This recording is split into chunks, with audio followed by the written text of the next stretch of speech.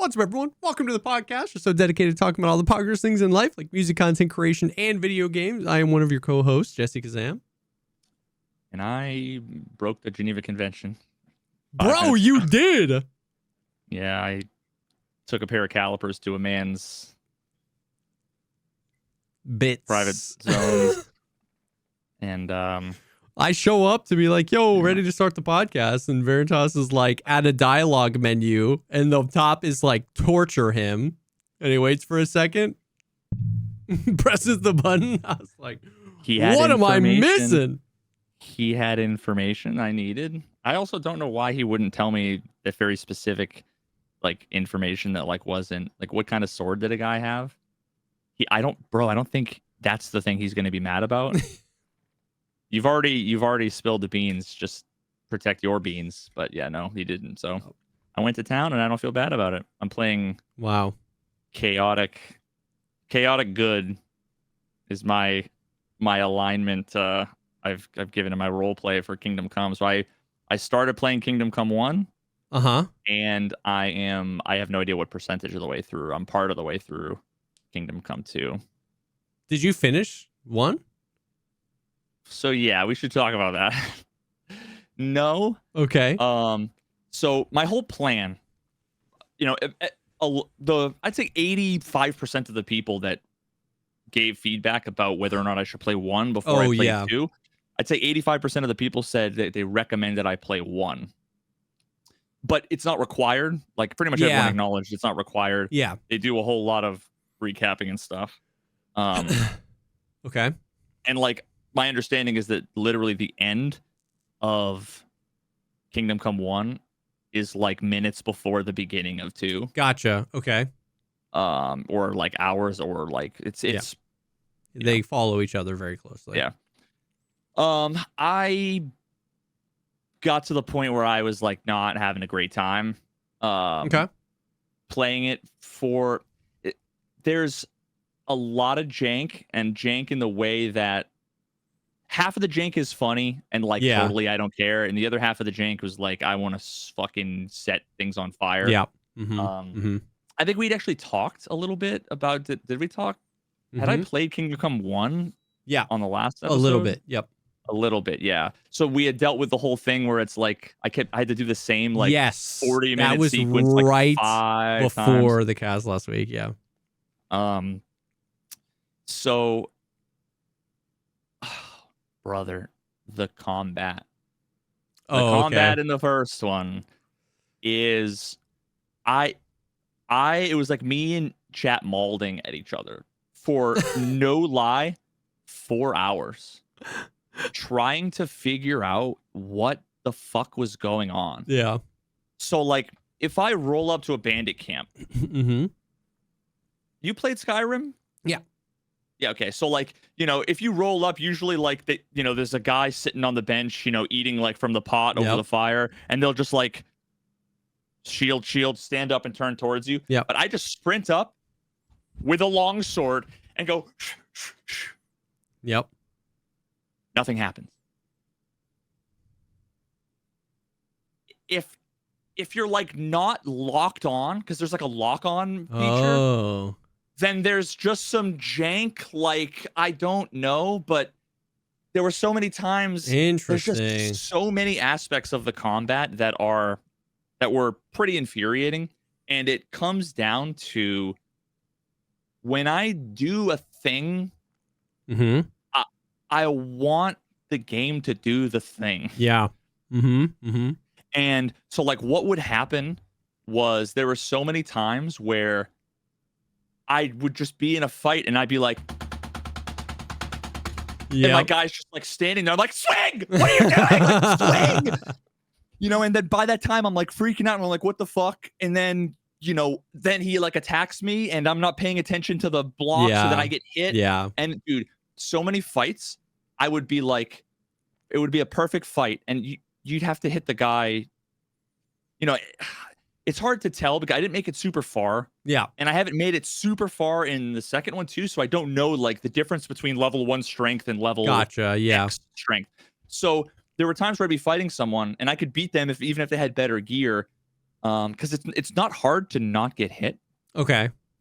If you sit there and you lock on, there's literally, it's like an X, Yeah. like a plus sign. It's like either you attack or block up, down, left, or right. Yep. Mm-hmm. And they'll just stand there with like a shield and a sword. And you'll just be standing there, and it's like,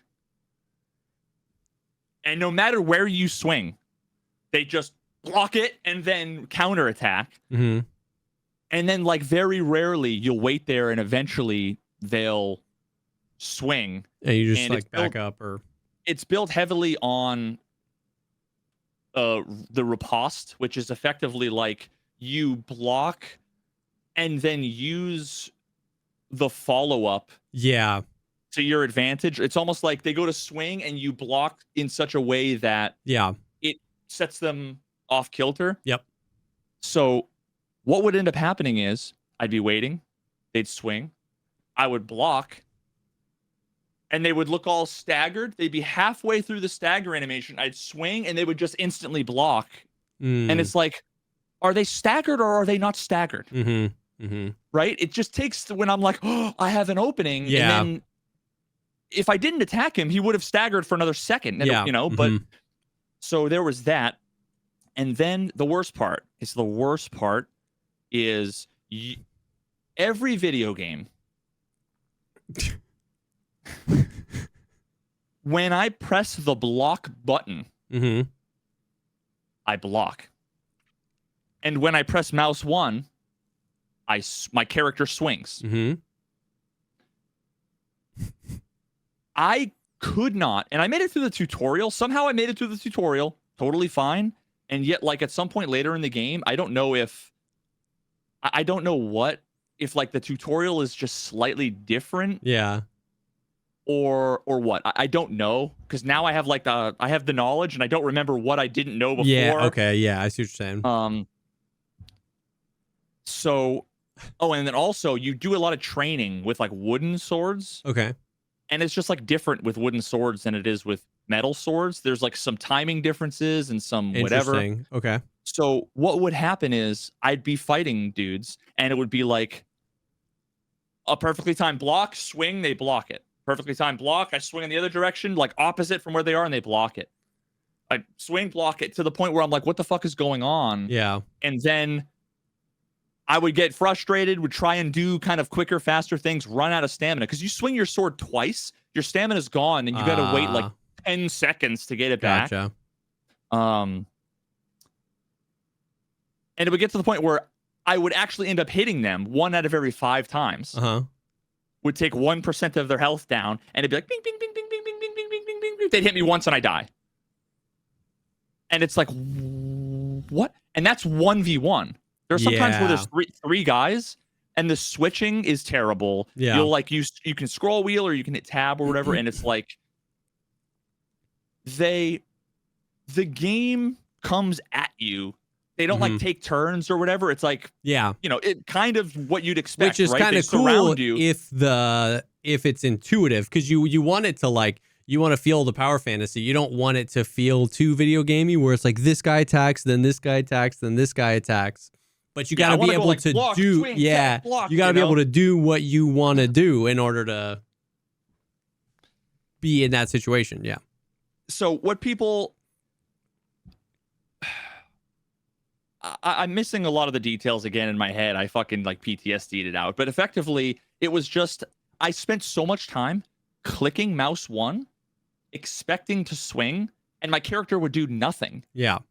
And I'm like screaming at chat going, is my mouse broken? Yeah. Or am I doing something wrong? Yeah. Like, what the fuck is going on for hours? And it's like, I can't. And what drove me so nuts is I'm in the tutorial training with wooden swords. Yep. So normally what happens when they're like, okay, here's what you have to do. You got to block my thing and then attack afterwards. And that's like this cool skill. And I'm like, cool, I do it right. And he goes, no, and he just hits me. And it's like, I did it right. And he still is kicking my ass. And people are like, oh, well, he's just higher level than you. I'm Like, it's training. What do you mean? And the tutorial.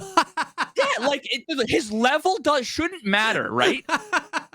My strength skills shouldn't matter In the So, like, tutorial. but there's just enough people in chat Yeah. that are like, I've got 70 hours in the game, bro. Like, trust me. And like, I had to do the thing where I'm like, guys, I think like you are better at the game. You have more knowledge than me, but I just think you're wrong. Yeah.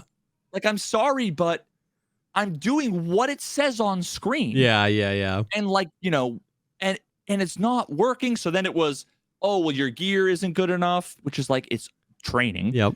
His level is too high. You need to get what you need to do is go to this other place and fight a guy or whatever. And then like, once you beat him, it might've been the same guy. Once you beat him in like the advanced training with real swords, then he teaches you the thing you need that you're trying to do. It's called a master strike. And they're like, bro, if you can't master strike, you haven't learned it yet. And I don't know what a master strike is, but I'm like, but I had it in the tutorial already. Like, I remember doing it. Yeah. I don't remember how it worked, but Yeah. like, why would they teach you something and then not let you use it? Yeah. So thank God fucking 0-bit saved me. Okay. Because again, there was like fucking 80 people in chat all telling me 80 different things, and all of them were wrong. So the way that it works in this game, Okay. that normally the timeline is they go to attack, You block. and you're like, okay, you look, I'm gonna block in the right direction or whatever, right? Block. And then there's kind of some kind of thing that does to them, right? That leaves them staggers open. them, or yeah. So then you block, and then you click and swing, right? And the swing effectively happens like 1 frame after you click, Okay. right? Like, obviously, it doesn't swing at the same time as you click because you got to tell the game, like, swing now. Yeah. But it's effectively instantaneously, right? Yeah. Well, the way that this game works is the moment they go to attack, that's the moment you have to press block. Okay. So they're doing this. You press block. You're not pressing anything anymore. You've already initiated a perfect block. Let's say you have just a sword, so like sword on sword. Yeah. Not a shield. So you've already pressed perfect block, and now it's like slow motion. Yeah. And you click mouse 1 now. Ah. So you have to attack when your swords touch, which means you click mouse 1. Bang. Yeah. I'm sending a fax to a request that they swing the sword tomorrow. It's the least intuitive thing in the world. Oh man. And the moment he's like, "Oh shit, bro, just click when your swords touch." like swing, which is bonkers to me, right? Yep.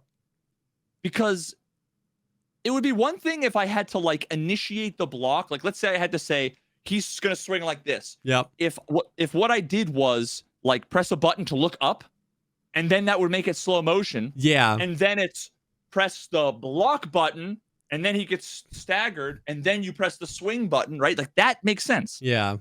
That's exactly what happens in the second game. Ah. So the second game, dude, after all this, I was gonna be like, okay, so how's the combat in the second game? So that just like demonstrates already that like they acknowledge that it's fucking super bad. Yeah. And it's clunky and doesn't feel good. Now the other bad part is, so then after that, it's like I want to learn a more advanced technique, because once I learned that, it was like bang, hit him, Yeah. and literally when you do it, it's like an automatic hit, basically. Yeah. Then you challenge him with like a sword, and actually like he'll fucking put you down to 1 HP. The tutorial guy? Training. Yeah. And then if you beat him, he'll teach you the Master Strike. And what the Master Strike is, so now I feel like I'm like, finally, I learned this thing. Yeah. I know how it works. Clearly, I there was confusion. I missed something somewhere in the tutorial, but like what was frustrating was that I was being told 800 things very confidently that were all just wrong. Yeah. So I was just being gaslit, right? And I'm finally like, yes, I have the skills for combat. I want to learn more advanced stuff. This is going to be cool. Yep. What the Master Strike is they go to swing, you do a perfect block, just like the first thing, Uh-huh. and then you do nothing else, and it attacks for you. Wait, what? Wait, so the Master Strike is you do less things? Yep. Interesting. So it's like now I have, and it's like even more of a powerful like response. So here's part of the thing was that people thought I was trying to Master Strike. Ah. So that was why a bunch of people were confused. Now that makes sense to you even. Because if these people played 70 hours of the game never having to click, then they'd be like, why is this so hard? Just hit a perfect block. And they wouldn't remember, the one time they had to press the button, which is in the tutorial. And then it won't let you do the Master Strike until you beat him. You can't beat him until you do the harder version of combat, which is the one everybody immediately forgets because then you never need to do it again. Yeah, and it's super counterintuitive. And also the other thing is that like people genuinely forget, I think, when they watch streamers, they don't recognize a lot of people. Obviously, I don't know everyone, right? But there's so many people that they've watched 40 hours of Let's Play content from insert YouTuber here. They've been watching Deadly stream it for 3 weeks here. So they have infinite information. Yeah.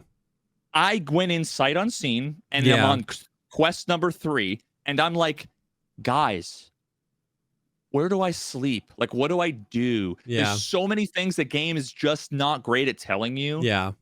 And it's you can very easily get into a vicious cycle where so you have to maintain.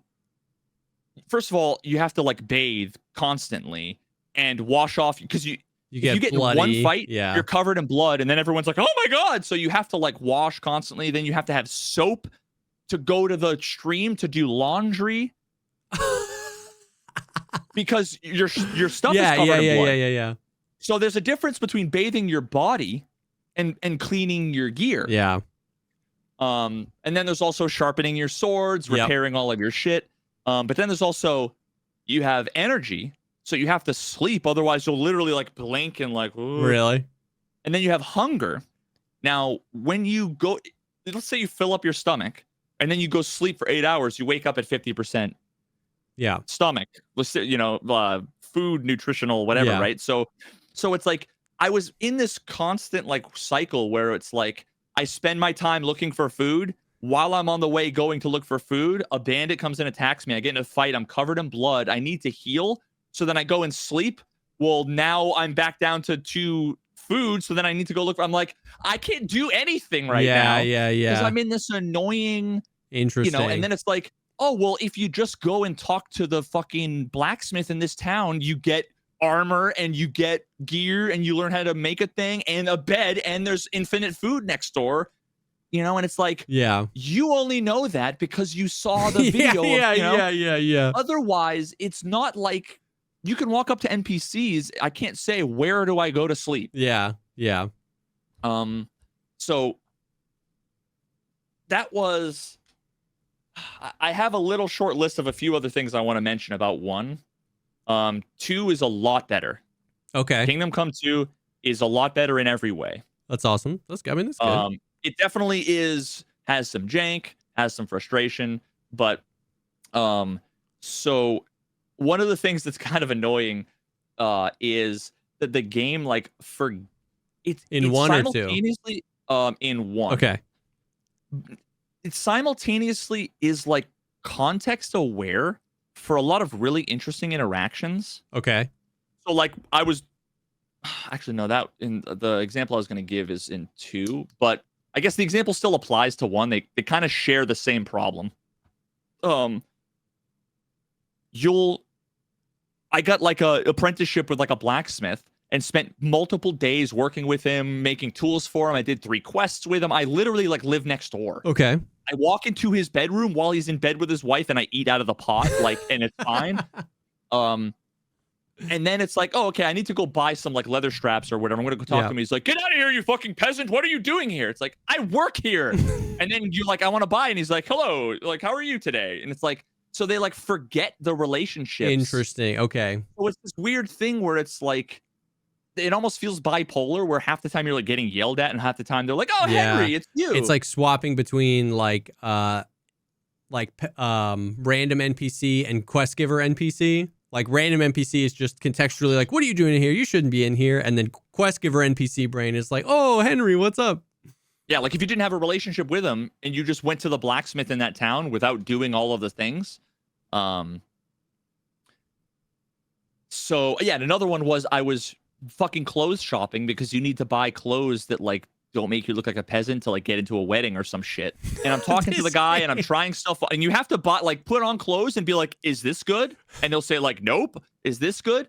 And then all of a sudden I'm like, I bought a few things and I'm like, okay, shit, I need to do something. And the moment I stopped talking to him in the inside of his shop, he's like, what are you doing? Get out of here. Because it's after hours. So now I'm trespassing.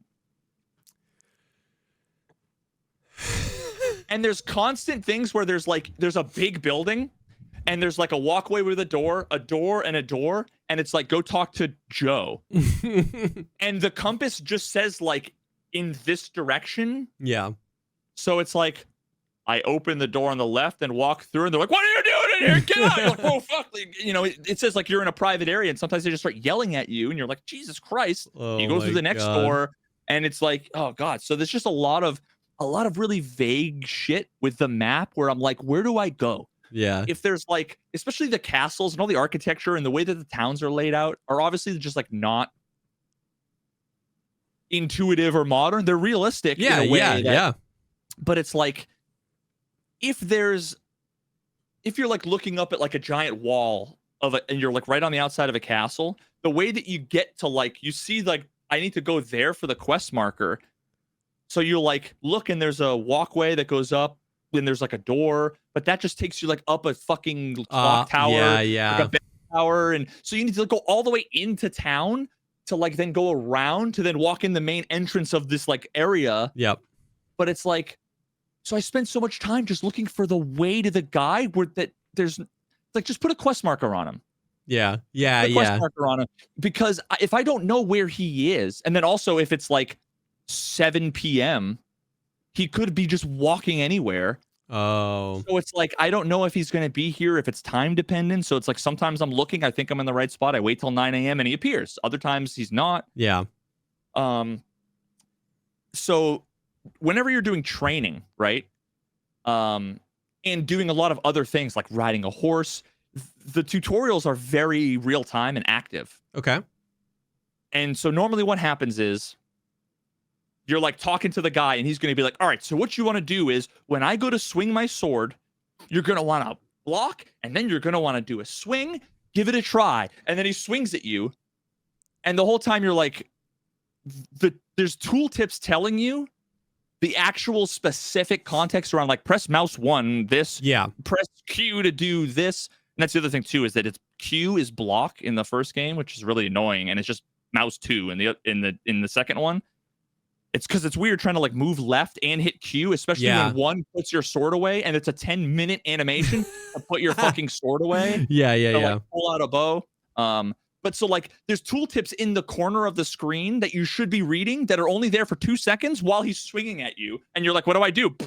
Yeah. Like, what do I do?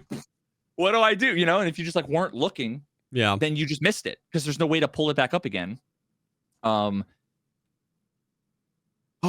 And it's so close to being amazing. This is the straw that broke the camel's back. This is why I quit 1. Okay. Yeah. Because here's the thing. I really wanted to give KCD2 a good shake. Yeah. But I was having not enough fun with 1 to the point where I'm like, I might just be over this whole franchise before I finish the end of it. And then I'll never get to 2. I'll never want to. Yeah. And that's kind of disappointing. So I'm like, I'm just going to cut my losses and start 2 because everyone says that so many of my gripes are fixed. Yeah. So I just didn't want to spoil it. For sure. Because I'd just get a whiff of some other game and my ADHD would be like, oh, I'm going to play Balatro 2 or whatever, right? So there's a mission where there's like a camp of the humans. They're like these, the dirty foreigner, bad, scary guys, right? And you have to go like, basically you're gonna like attack the camp with like your mini little army. Okay.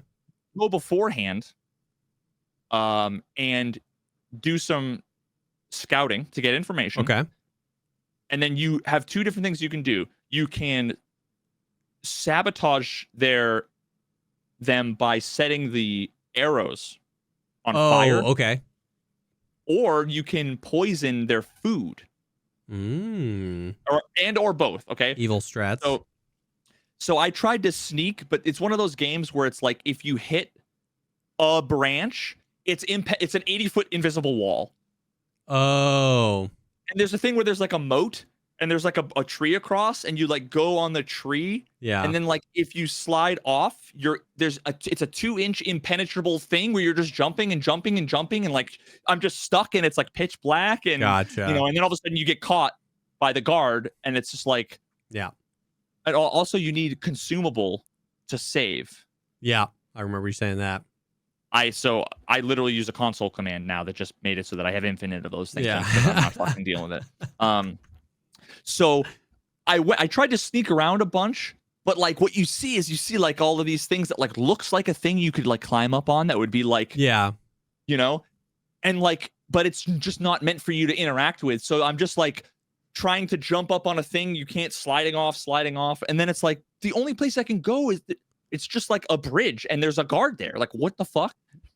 So finally, after failing a bunch with like the sneaking and trying to like, I'm like, maybe there's a hole under this thing or whatever. Uh-huh. I come across like just like an entranceway kind of in the back. Okay. And I was like, oh shit. So I'm like sneaking. I'm like taking off my fucking armor so that I'm quiet, because all of that matters. First of all, they can smell you too if you haven't showered. That's crazy. Great. That's fun. So I'm like getting ready to see, because there's just like guards walking around. They're everywhere. It's not like fucking Ocarina of Time where there's just the one guard and it's like you just time it right. He turns his back and you go then. Yep. It's just chaos. It's random NPCs walking around. Some of them are going to eat. Some of them are sitting around a fire. Yeah. Some of them are. And as I'm doing that, all of a sudden a context dialogue pops up. I'm like in this, it's almost like a weird kind of closet under a deck sort of area. And I'm like kind of looking towards the shadows, and a context dialogue pops up that says lockpick. And I'm like, my eyes kind of adjust to like, oh, there's a chest right in front of me. I didn't even notice. And I lockpick the chest, and it's full human armor. Oh. And I'm like, so I put on all the armor. I stand up and walk, and the guy just looks at me, and I keep walking. I'm like, oh, I'm Gigabrain, dude. Yeah, yeah. I'm fucking Gigabrain. I'm so excited. Then finally I hear, and fucking whatever, is it Turkish or whatever language. And then I can either like grunt, try to speak Turkish. Oh, it actually gives you the dialogue box for like what to do. You are incognito and someone speaks to you, and it's like, what do? Do you just? And they yell something at me in a language I do, like the subtitles. I mean, that's kind of cool. Yeah. So one of them is like grunt. One of them is like ignore them and do nothing. Another one's like try and speak Turkish. And it was like, try to speak Turkish?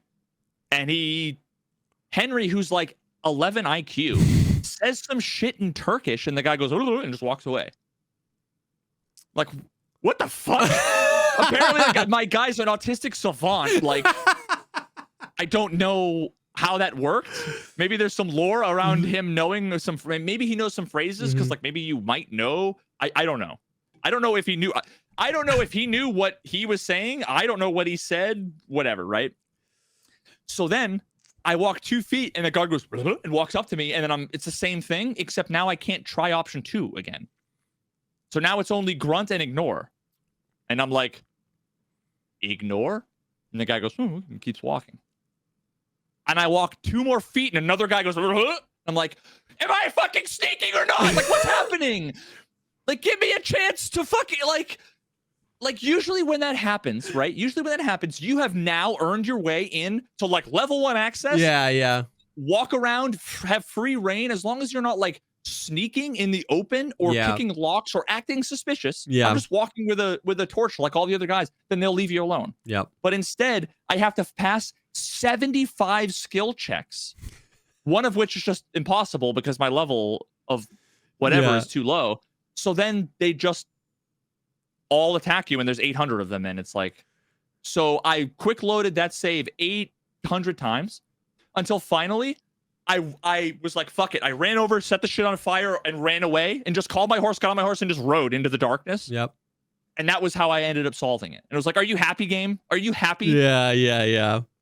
You know, like I tried the subterfuge. It would have been so cool. It got so close, but like, I wish it would have like let me say the same thing over and over again to different guys. It worked for one guy. Why can't I do it again? Yeah. Because clearly I'm good at the skill A and skill B, but skill C I'm not. So why are you exhausting them like they're limited resources? I can just say the same shit. Yeah. And then, so then I go back to tell my guy like, hey, I staked it out. I set their shit on fire. And I saw that there were archers up on a thing. I had this intel, and I'm like, we're gonna need reinforcements. So then we go to do the fight, the big siege on this thing, and I'll have to. I can't pull up any clips. I've got so many clips. I've got so many clips that would just like, they would just make you very mad. It's just like the worst, dude. The most frustrating shit where it's like I'm standing in front of a guy, he's standing there doing nothing, and I'm like, why am I not hitting him? Like, what's happening? And then all of a sudden he would just turn to me and I'd insta die. And it's like, the Tarkov effect. yeah, like crazy shit. And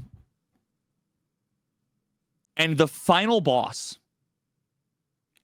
in all of Kingdom Come, and it's still a little bit of a problem in the second one, is wooden stairs. You get to a point where they're like, Henry, there's archers up on the archway. Go take care of them. Yep. The archery is kind of jank. It's like there's obviously no reticle, so you just kind of have to like end up putting the arrow, you know, like 1.5 inches lower than to the lower and to the right. So you just end up like, and it's like right by their head. You're like,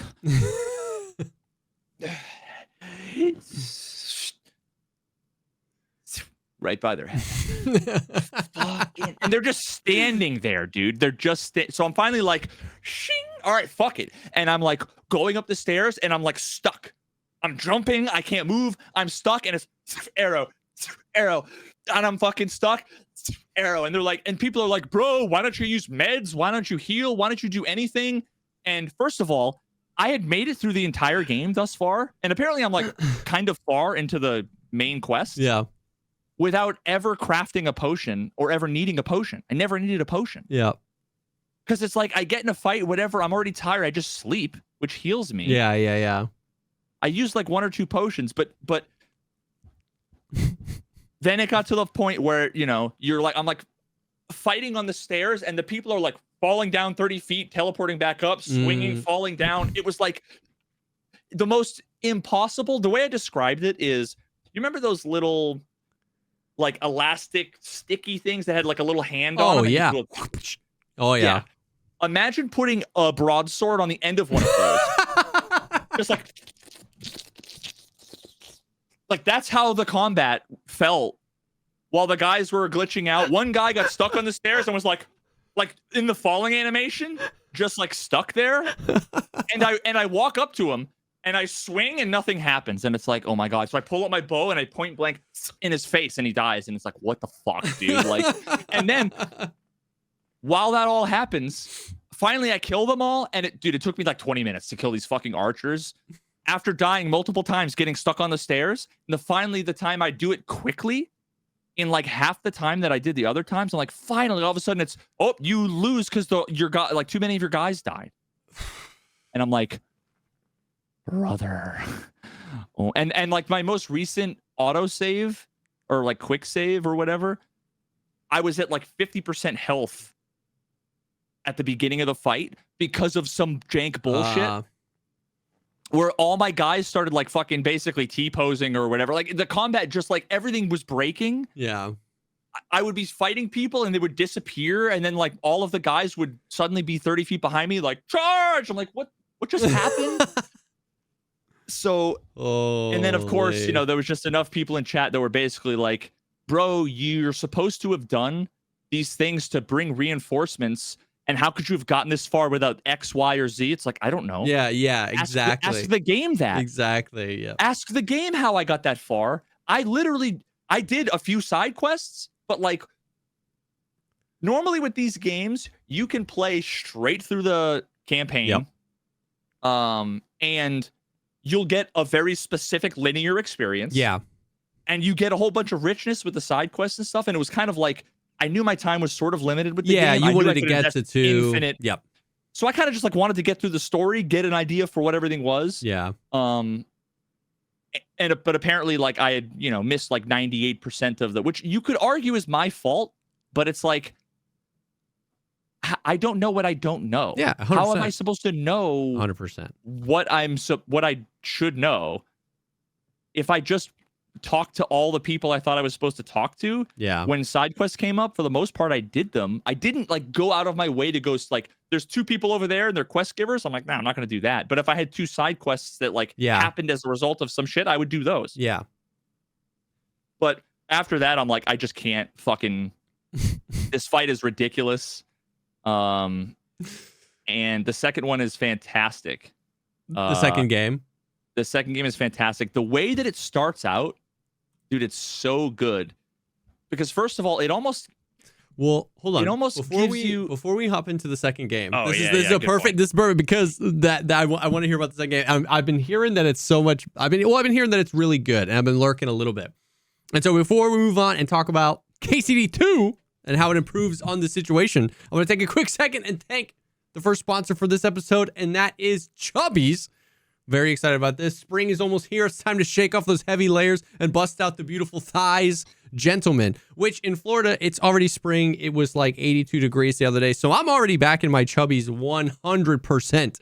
But dude, Chubbies has you covered. Their original stretch shorts, those are the ones they sent us. Listen, I was not really a shorts guy. And then they sent us some shorts. And now I've bought like 3 more pairs. I was not a thigh guy. I was like a 7 or 9 inch inseam kind of guy. Dude, I've been rocking the 5.5s and loving them, bro. You can pull that off, dude, though. Skies out, thighs out. I am in with the original stretch 5.5 inch inseam. Dude, I'm loving them. They're so good. I can't pull those off. I'm like a just above the knees kind of guy. No one wants to see these pasty, hairy thighs, but yeah, dude, their shorts are fantastic. I've been loving because like I've still got multiple feet of snow here. That's insanity. I've been rocking the pants, dude. I love the pants. Yep. It's been so long since I've actually had like decent, fashionable pants. For so long I just wore jeans. But I like to look nice when I go out for family events, for sure, and whatever. And it's like I haven't had like not a khaki type pant, but like dressy pants, something.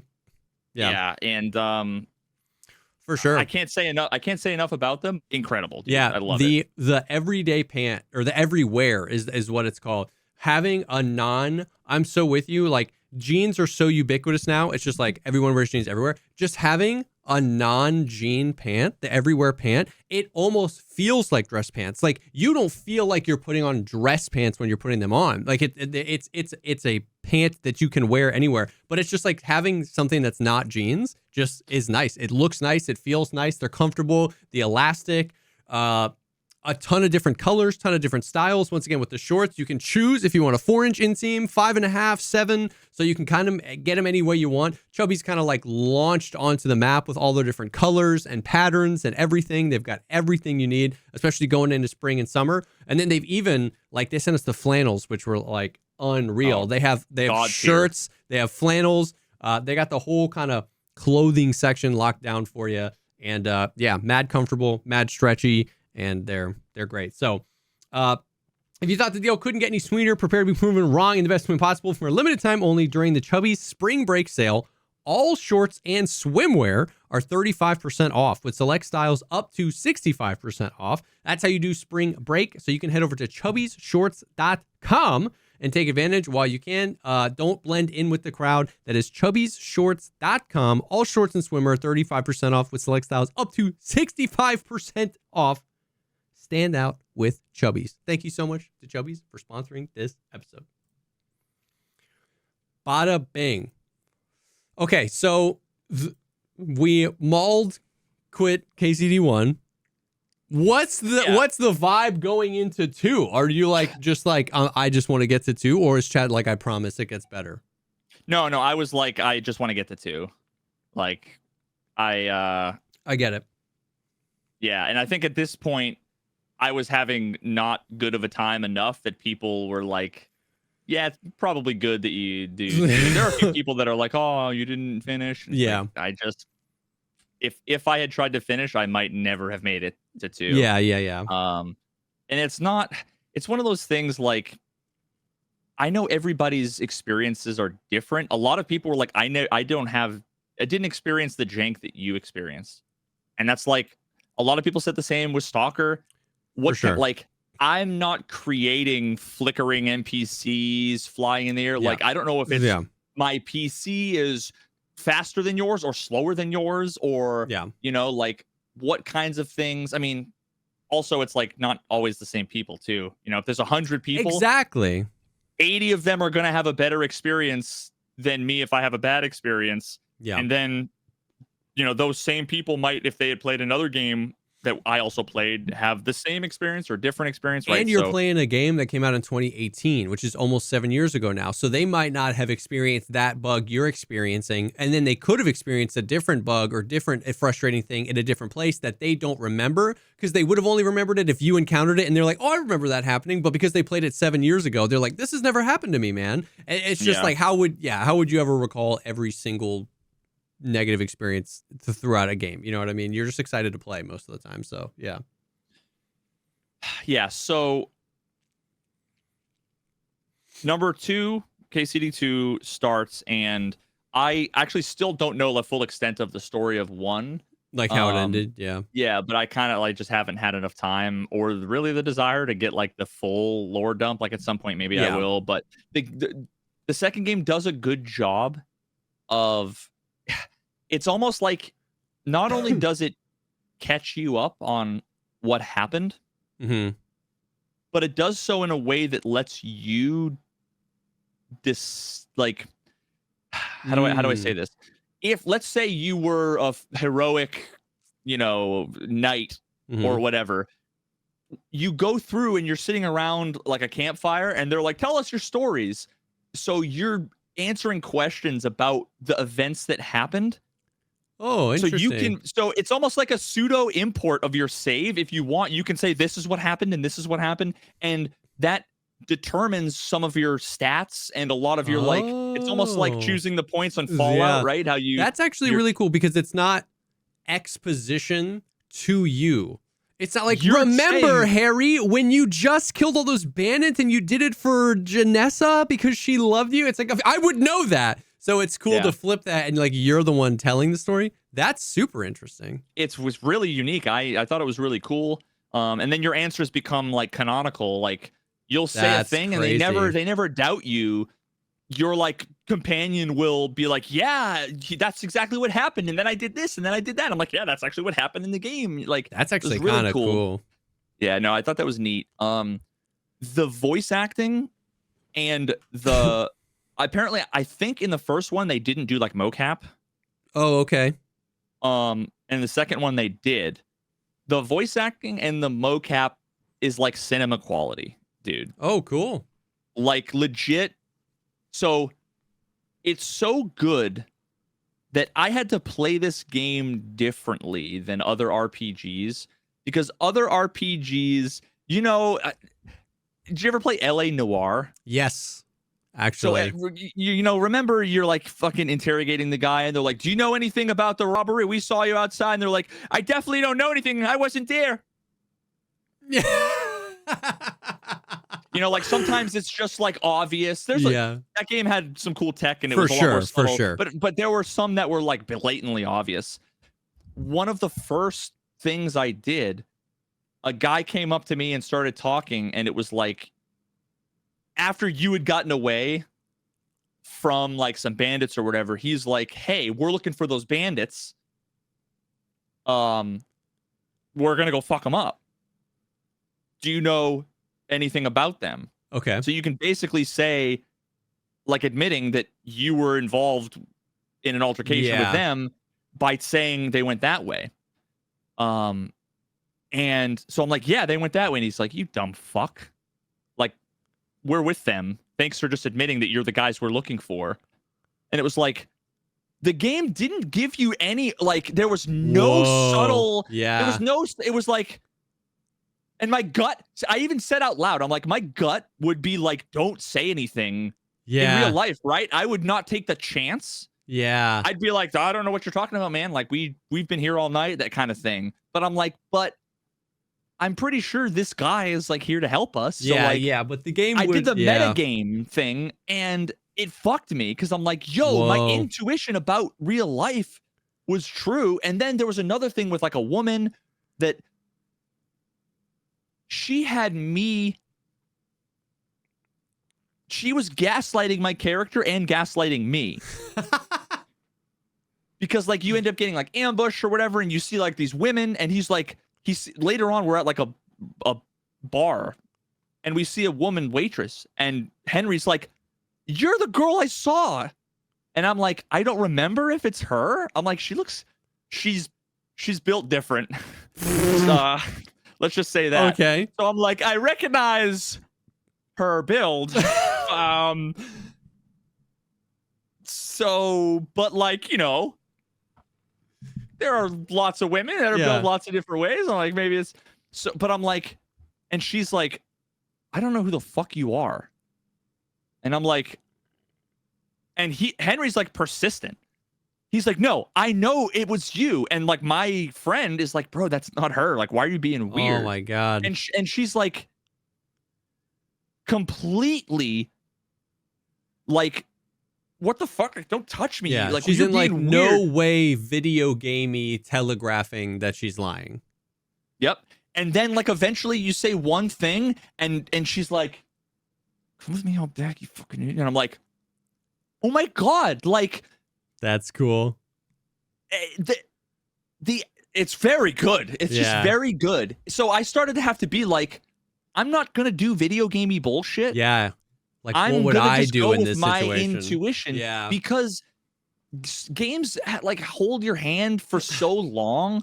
They're like, you're trying to figure out if they're lying, and their eyes are just darting around, and you're like, they're obviously lying, right? Like games never twist that. But this was like Baldur's Gate 3 level. I don't know what the fuck is going on. Yeah. And my character is also like, he's like pretty sure, but also there's that kind of questionable, like, am I fucking going crazy? And I'm thinking that, I'm like, is he going crazy? Because like I kind of recognize her, but Yeah. Dang. And there's a lot of, the last thing I'll say is there's a lot of little details too that the game respects that are pretty neat. So like one of them was when you get attacked by some bandits, and we're like fucking on death's door basically, and we roll up to like this little cottage with like some granny there. Okay. And we just kick the door down, or we're like, help us. So we're covered in blood, and she ends up helping and like saving our fucking lives. But right when that's happening, the one bandit guy that was chasing us kicks down the door, and basically all I see is him like fighting my boy as like the door shuts, and I'm like really, like passed out because I'm like, I got hit with an arrow and I'm all fucked up. So then you end up waking up. Your guy is like in a coma, and she's like, because you're like, I want to pay you back. Thank you for doing that. And she's like, well, in the meantime, you can go take care of the mess out front. And there's the dead body there. Okay. Of the guy. So she's like, grab the spade and bury his ass out like across the road. There's like a little marsh kind of thing. She's like, bury him out there. And like, I'll have somebody come take care of it. You know, like the fucking, I don't know, coroner or whatever, right? So I do that. And you like walk over and it's just like, I'm like, where do I go? I'm expecting to be there, X marks the spot. And it's just like, everywhere I look in this entire area, I can just like dig a grave. So I dug a grave. So then later on, I end up going somewhere. I end up coming back. And then that's when I had the guy was like, came and was looking for, he was looking for the bandits. He was with them. I end up killing both of them. And she's like, I don't want a dead guy on the front lawn from earlier. So I'm like, huh. So I haven't even seen her. She's like not even around. So I dig 2 more holes next to the guy and I bury the 2 bodies. And someone, and then later on I came and there are 3 empty graves because the bodies got taken away. And someone in chat was like, oh, that's kind of cool. I buried the first one, but didn't think to bury the second one because she didn't ask, right? Yeah. It was like 2 days later and she gave him shit for that and like lost reputation with him because he didn't bury the bodies. So like me thinking ahead about what someone would want. Once again, like you said, in a video game, you're only thinking to do what the like objective marker is. In real life, if a woman that helped you was just like, I don't want shit on my front lawn, and then more shit ended up on her front lawn, you would know, you would take that with you in real life and be like, I gotta clean this up. But you wouldn't. Yeah. That's so interesting. It's cool to have the other perspective too of somebody being like, yeah, I literally didn't do that, and she got pissed at me for it. That's the most common thing I get from people in chat. They go, my thing went so differently. And I very often am taking what seems to me to be the obvious path. Interesting. But it's like, okay, I go and I talk to a guy, and because like maybe you do an intimidation check and the first guy like is like, okay, fine, I'll let you in. Yeah. They were like, I had to spend 20 minutes sneaking around and I killed a guy and I had to do a thing and I just like walk in and do it, where other times I struggled and they're like, bro, the way to do this quest is X. I'm like, well, no, actually there's 8 million fucking ways to go about it. Yeah. So that's like also really neat. It definitely, and this is their second game like ever. So I'm really impressed because it's like Baldur's Gate 3 light. Gotcha. Which is like the biggest compliment. Yeah. Fucking ever. And there were a few times where I would do a thing and I'm like, there's no way this is gonna. I don't know if anybody in chat remembers. I can't remember any specific examples, but there were just times I would do a couple of things not expecting to get a particular reaction, would get that reaction. And but then of course, I go to talk to the grandmother that we've, had this relationship with for days, and I saved her fucking daughter and all this stuff, and then I'm like, hey, can you train me? And she's like, listen here, stranger, I've never fucking seen you before. And it's like, is there still a little bit of that in the second one too, where like if there's still a little, gotcha. Yeah, so there's still some jank and whatever, but the game it's a complete functioning game. It's polished enough that most of the issues don't get in the way. They can be a little bit immersion breaking every now and then. But otherwise, that's sick. Yeah, that's cool. That's I mean, if what's in between the jank is like better and improved and more fun, then obviously, and it runs at 120 frames. I'm on high settings on my ancient ass PC. I'm getting 120 frames. It's beautiful. It's definitely cool. A very, very nice looking game. Yeah. I hadn't ever really thought about that before, but like you really are trained to act a certain way or just to like play a certain way in RPGs because, and understandably so, right? Like the industry, like the RPG kind of industry was built on iteration, right? It was like small steps and like things became tropes or became like expected behaviors out of RPGs and yada, yada, yada. And obviously with the explosion of just like how tech has come, 10 years ago, 20 years ago, 15 years ago, there was so much less room for all these like interesting things. But it's cool to see someone kind of trying to break that mold a little bit.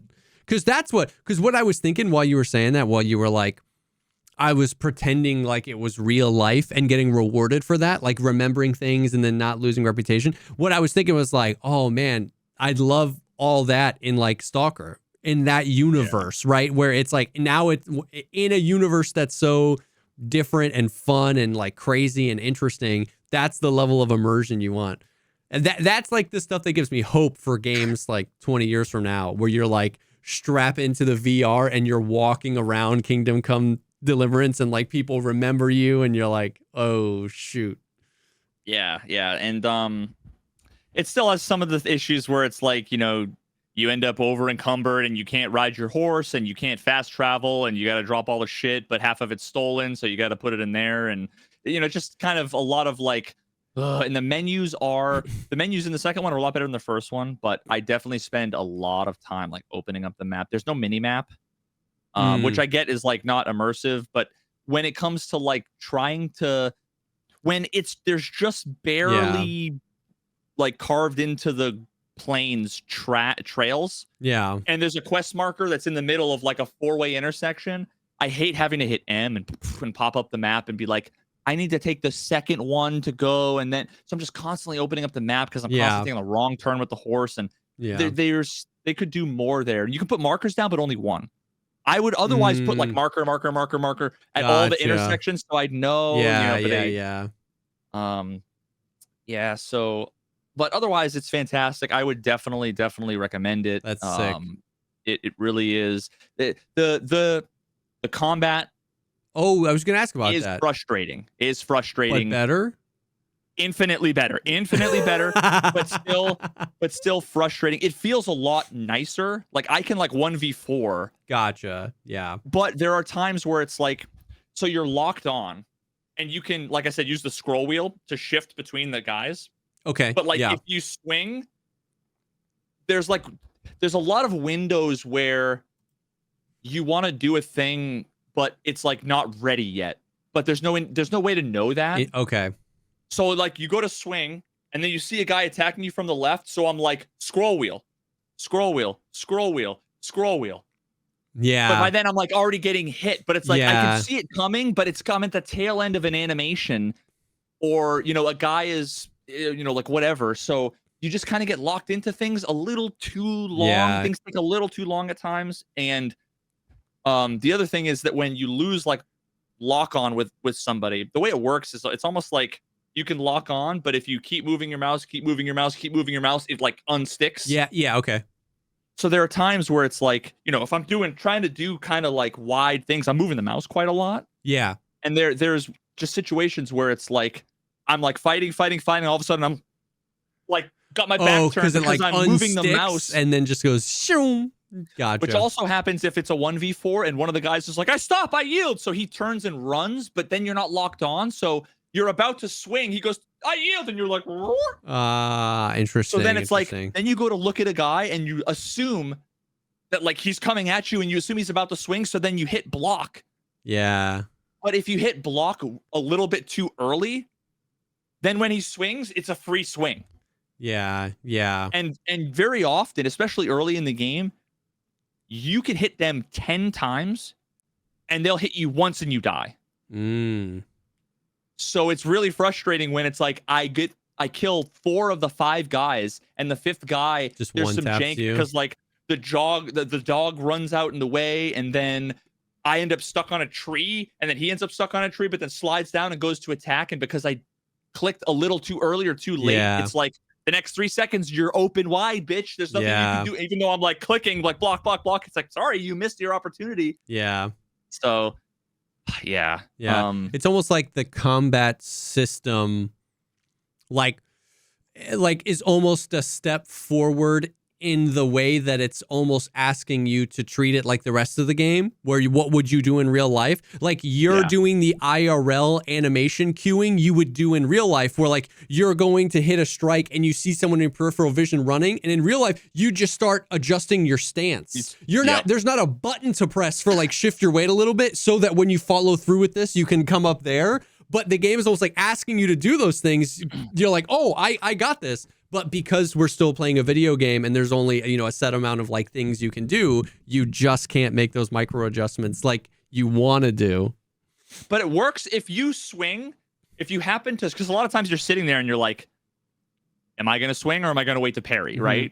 And you end up in this limbo. You're like, okay, fine. I'm going to click, and then you see like the block now thing and you're like, fuck, you can block and it'll change halfway through. That's cool. So it like, they can do it. Yeah. Right? They have the capability to like let you kind of interrupt to a reasonable degree. So like it's really close to being really fluid. And I will say, for anybody who saw me duel one of the guys at the last place I was just at, I dueled a guy and I utterly fucking obliterated him. And he was definitely like the highest level sort of guy I've fought. And I just shat on him. And I was doing some feints and some you know, all kinds of different combos, and it, like everything was going really well. It felt a lot better.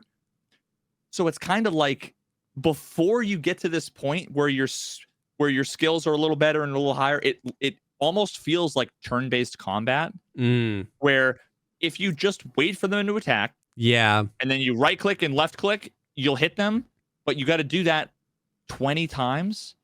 And when they're standing there like this, and they got a shield and they're like this, I just want to stab them here. Yeah.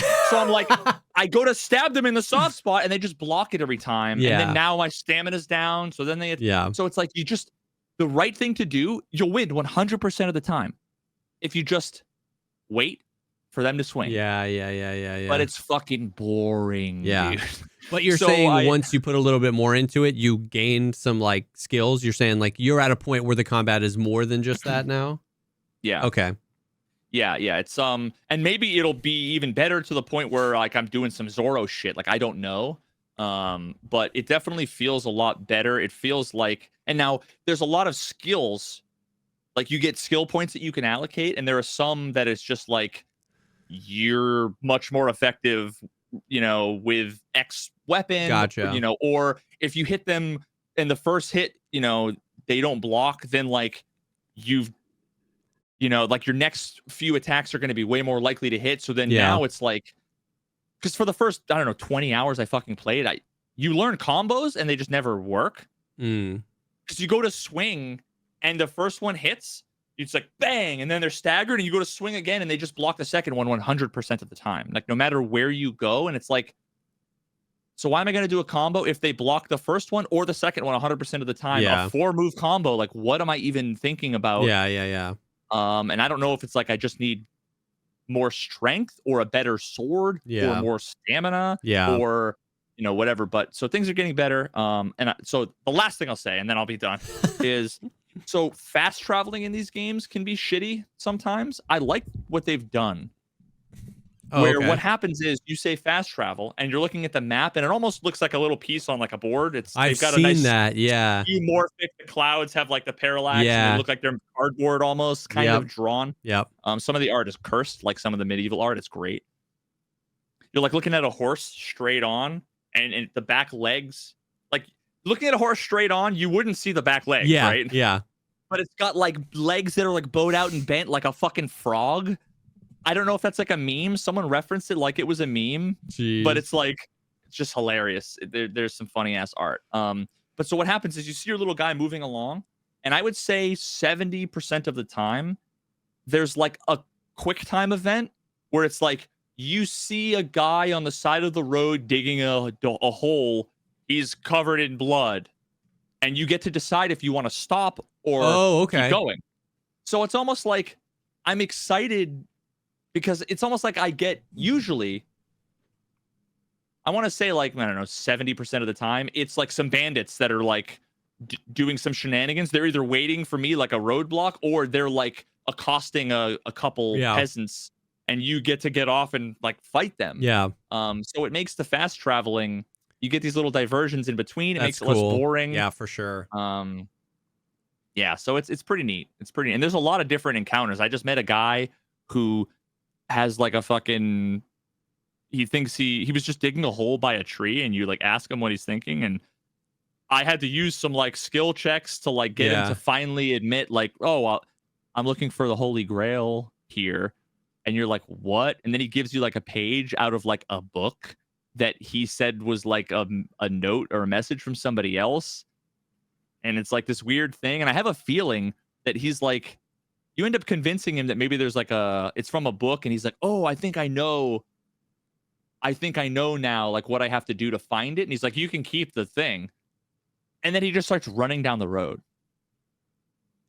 And like, the only reason why I know that, well, he runs away, and then I just like turn my horse around. I get distracted with some other shit, and then like I ended up riding for like 5 minutes, and I see a guy running along the road. I'm like, oh, that's the guy from earlier, because he just was running. Damn. And I'm like, I'm curious. I bet you if I were to follow him, he would have gone somewhere. Probably there would have been like a map or a guy there or whatever. But I didn't follow him because I was like on a mission, you know. But the game seems like it has some Easter egg shit like that. And that's what I was going to say. Like, that fast travel thing is so cool, so long as the encounters are varied enough, right? Like, many games have tried that, like, oh, you know, dynamic side quests. And it's like there's really 3 in the game and just 1,000 different flavors of those exact 3.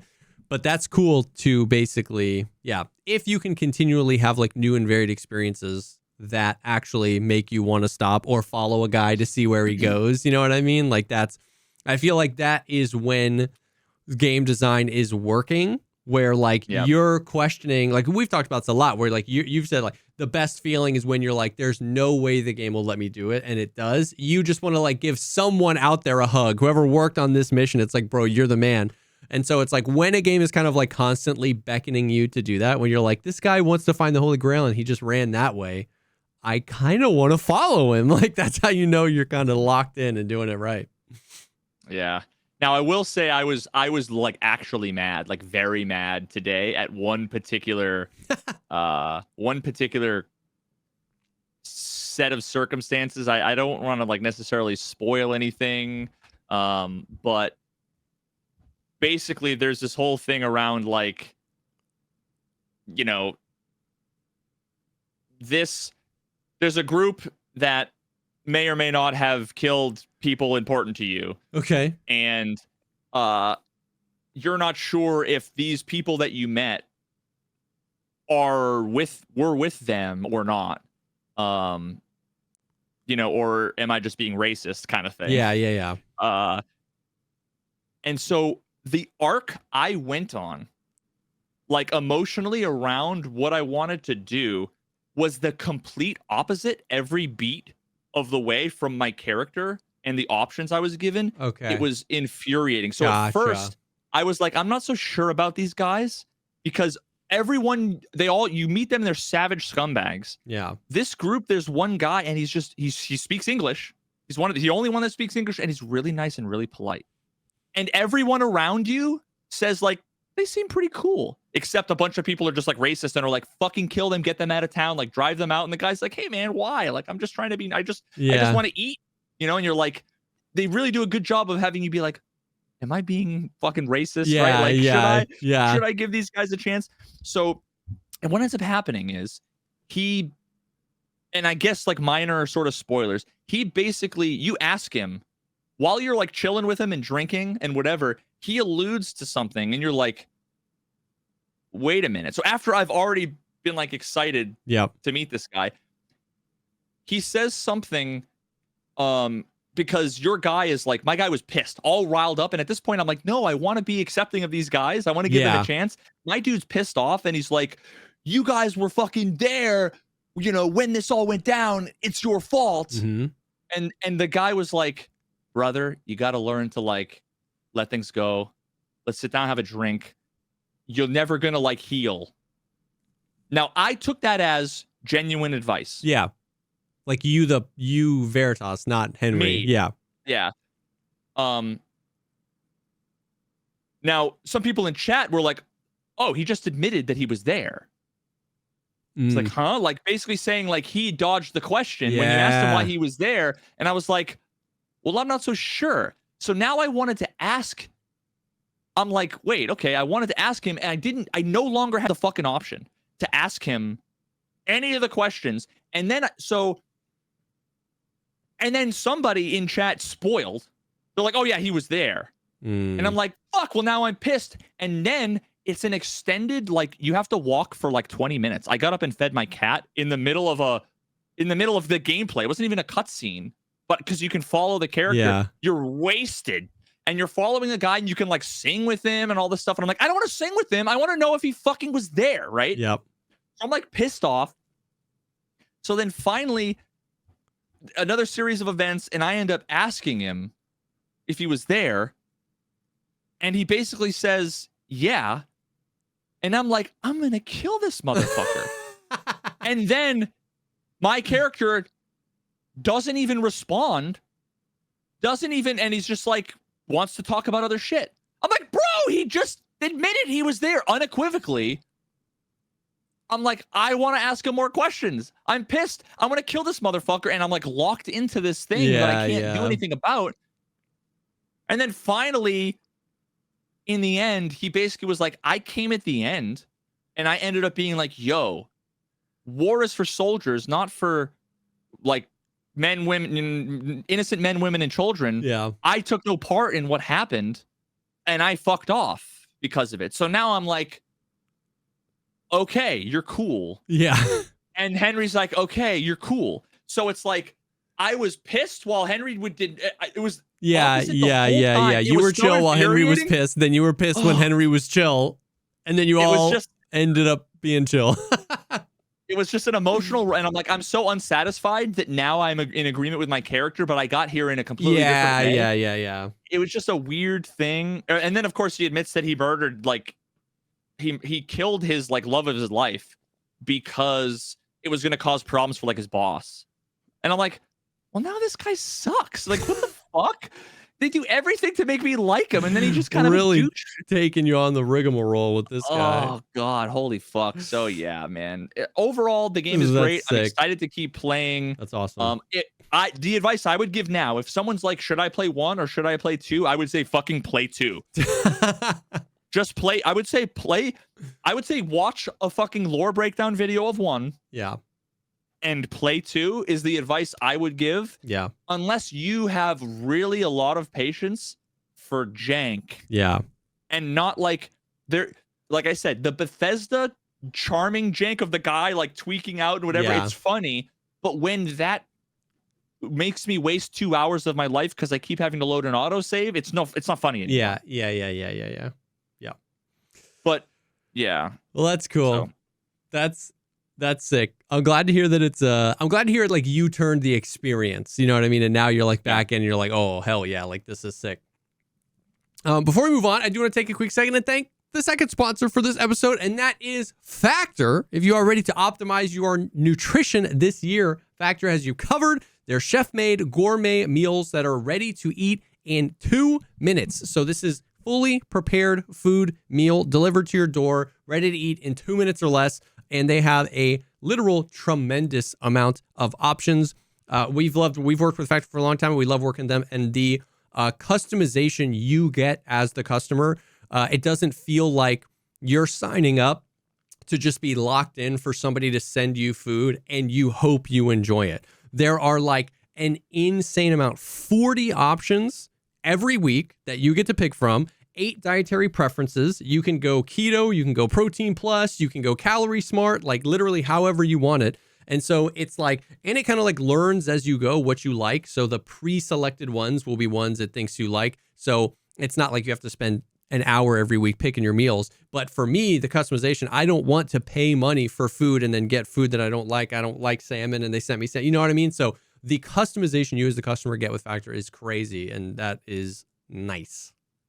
Yeah, I'm a really picky eater. I don't like mushrooms. I don't like eggplant.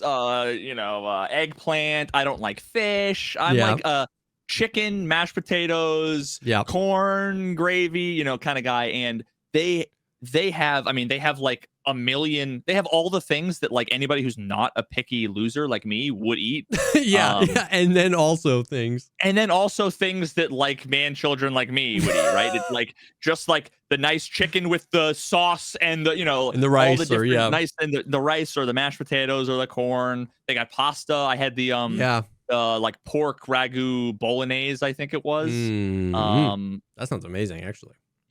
Yeah, actually, I think the bolognese was a separate thing, but the pork style ragu I just put it all together. pasta was really, I literally combined two things together. My wife had the bolognese and she loved that. She also really loves, more than me, she ends up drinking them all, the smoothies. Yes. Yep. The smoothies are, I love the little bottles they come in, and she, she's a lot healthier than me, so she's been down on those things. But the breakfast too, dude. I've kind of split it. Before it was mostly the meals. Now it's like I've been having breakfast and it makes me feel better all day, having like solid, nice, hearty breakfast in the morning. For sure. Yeah. It's the smoothies are delicious, and the juices. They sent us some of the like cold pressed juices as well, which are really nice. Like all that stuff, all the drink stuff is actually really, really tasty and really nice, because like that's the stuff like I used to make smoothies all the time, but it's like I just can't be bothered to like pull out 6 pounds of 12 ingredients to make a smoothie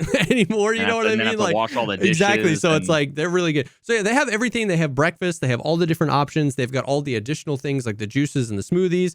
And it's just nice having food that's actually made by people, that's portioned correctly, and is like super convenient to just heat up and eat. So we've worked with them a ton. We love it. We enjoy it. So you can eat smart this year with Factor. Get started at factormeals.com/factorpodcast and use code FactorPogcast to get 50% off your first box plus free shipping. That is Factor Podcast at factormeals.com/factorpodcast to get 50% off plus free shipping.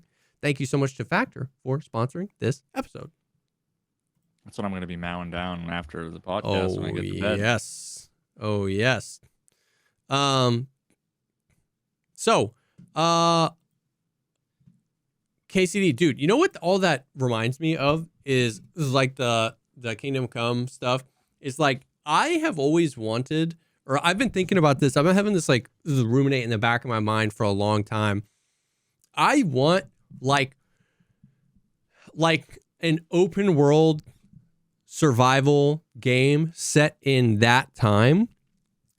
That's like the PvP. Almost like I don't want like necessarily an extraction shooter, but like some sort of like DayZ Tarkov-esque, because like I'm just getting to the point where like I'm so over like in shooters, like everybody in every game just has like the longest scope, and it's all just about like one tapping people from super far away.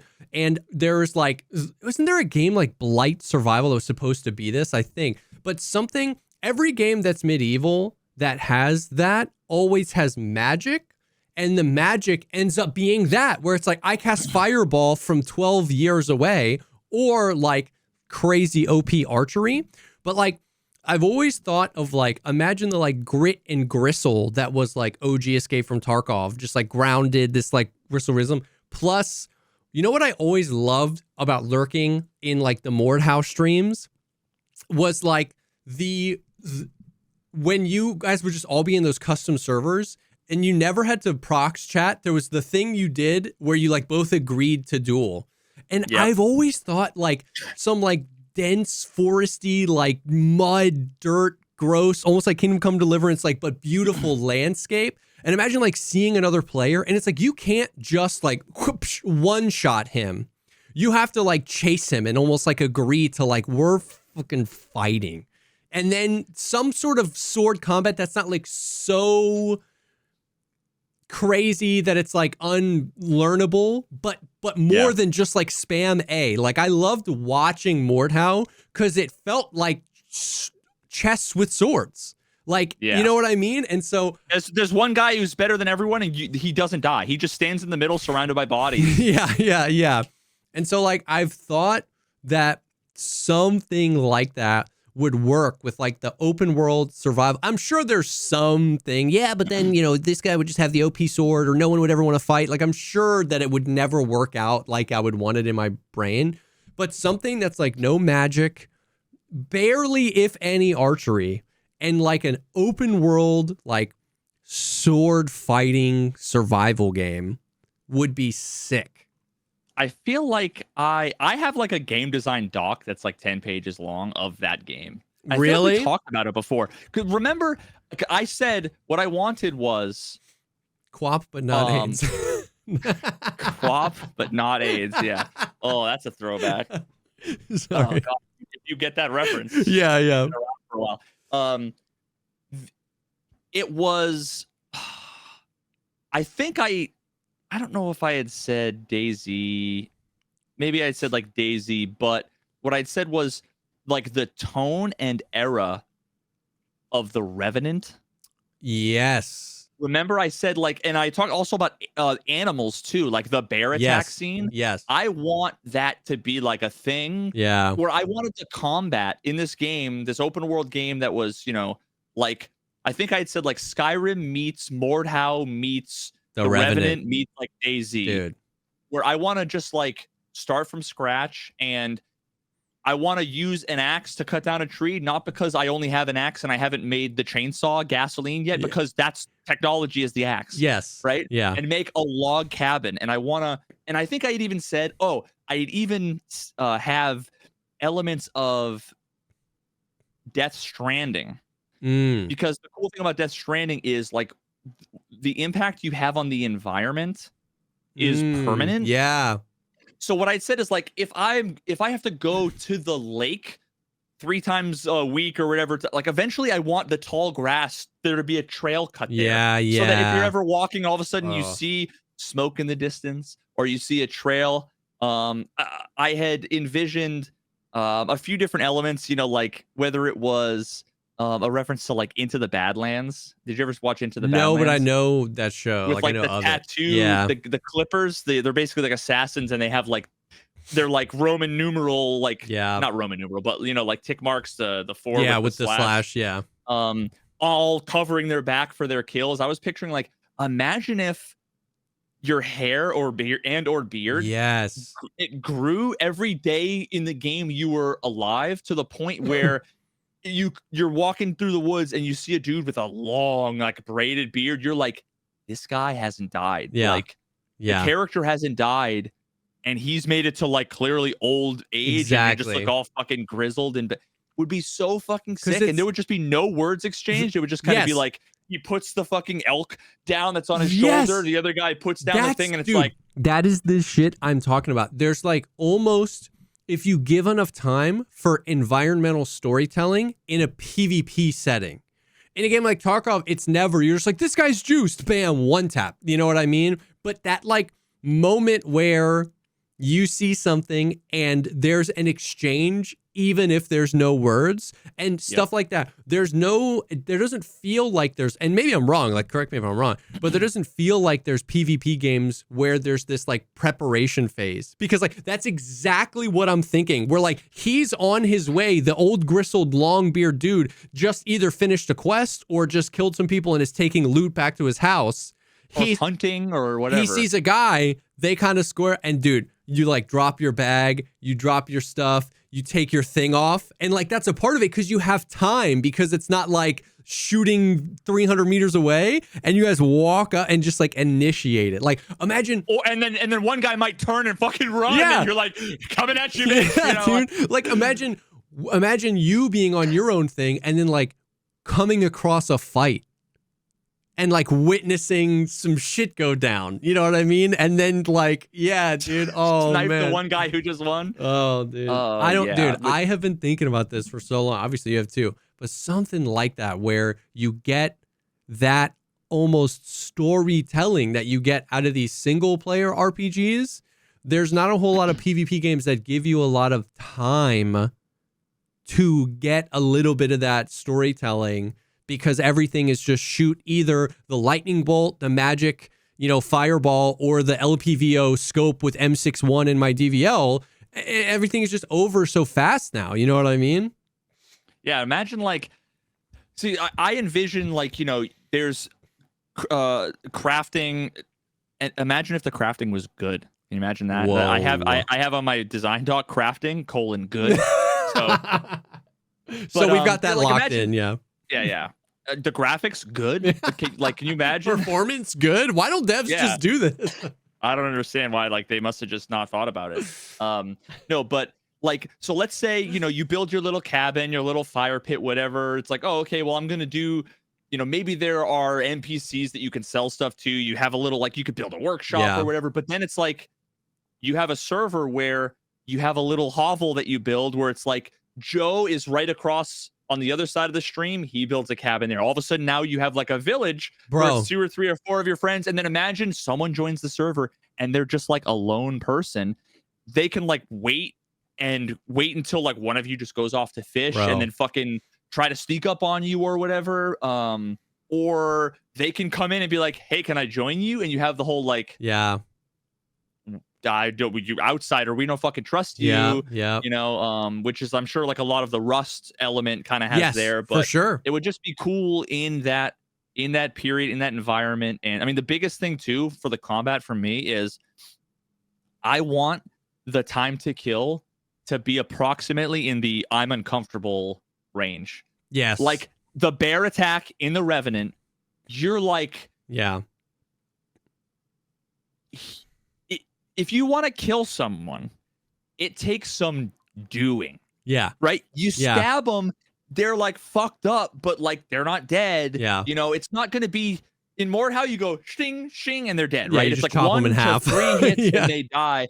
I want to like, you knock the sword out of your hands and you're just like, bang, bang. Oh bang, my they hit God. You. Like I want the fight to be 5 minutes. I want it to be basically Monster Hunter. Have you ever played Monster Hunter? No, but I've seen a little bit of it. It's a game where basically they were like, what if every encounter in the entire game was the final boss fight? And every time you fight any AI, it's the 20-minute adventure. And you just feel like a god when you win. Like, it's just, it's like.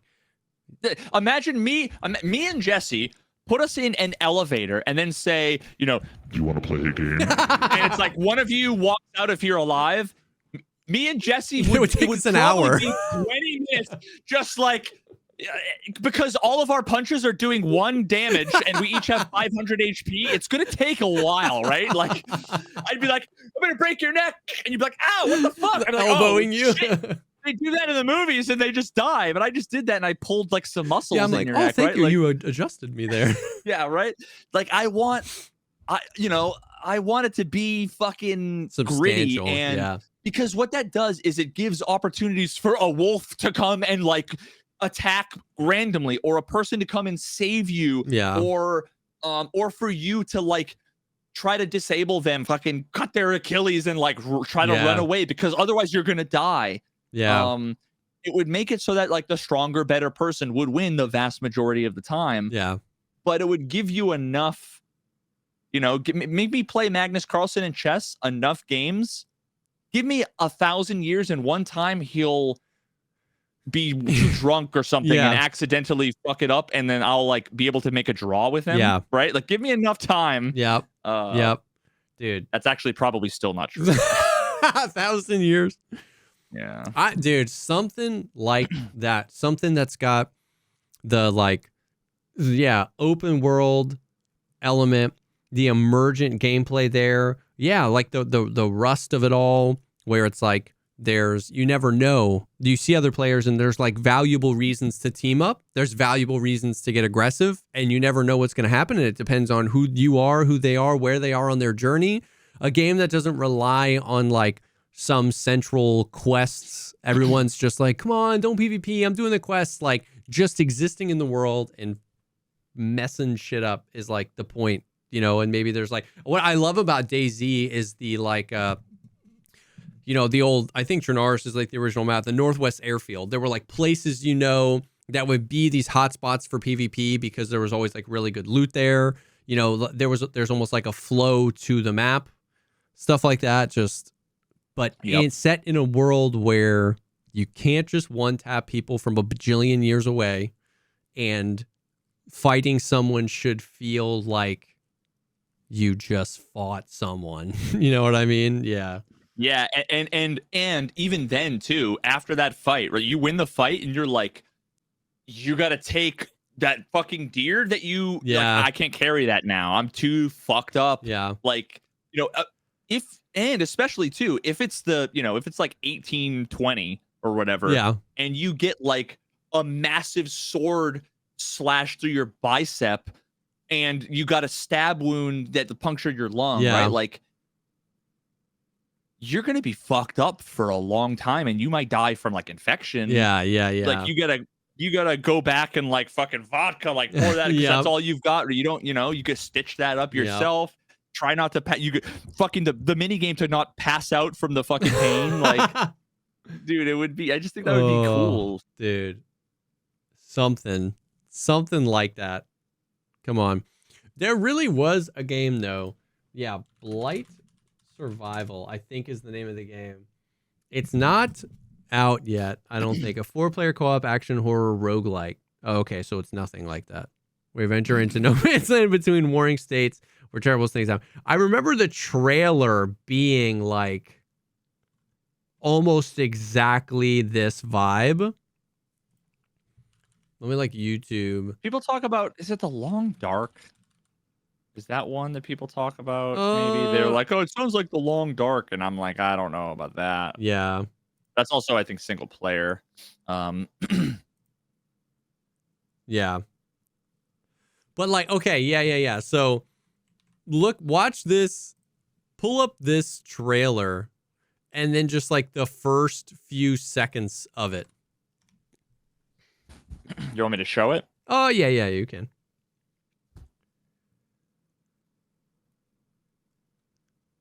Okay. Hold, please. Downloading update 1 of 1 to Discord. I can put on it my in laptop. your chat. I wasn't prepared. Oh, it's in chat? God damn it! Oh, I said I can put it in chat if that's easier. Oh. Might be easier. I'm downloading update 1 of 7 now. I put it in your chat. Okay, so wait, it literally, wow, that's wild. Actually, I'm literally looking at my chat on OBS and my chat on my laptop, and yeah, one of them doesn't have your message, but you posted it after it was already there. Let me refresh. There it is. Okay. So like just the first few seconds kind of gives the vibe. It's old.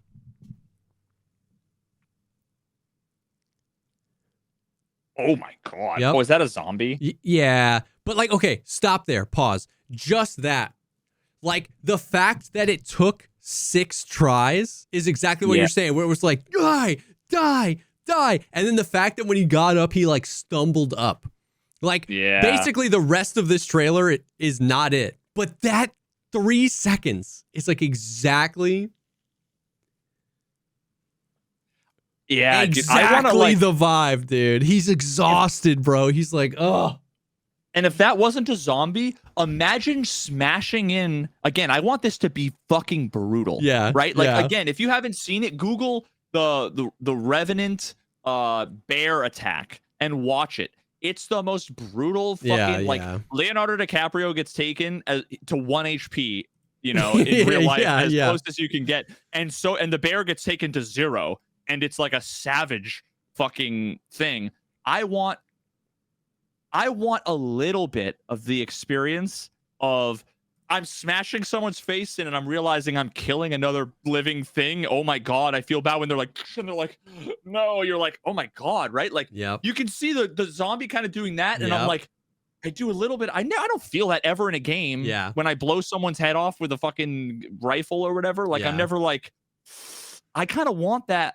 Exactly. Out of this game. I want it to be fucking hard, Dude, something like that would be so sick. Oh, man. I don't know. Ugh. That's when I wish I could just like pull from an alternate reality where I have the time and to like, because like you have an idea like that and then you want to kind of pursue it, but then you're like, I can't make a game. You know what I mean? Like that takes so much. A game like that, you know what I mean? I could make co-op, but I don't think I could make that. You know what I mean? But something somewhere out there. Ugh. What always gets me is I fast forward all the way to the like, I could make a game technically over the course of multiple years, teaching myself, whatever.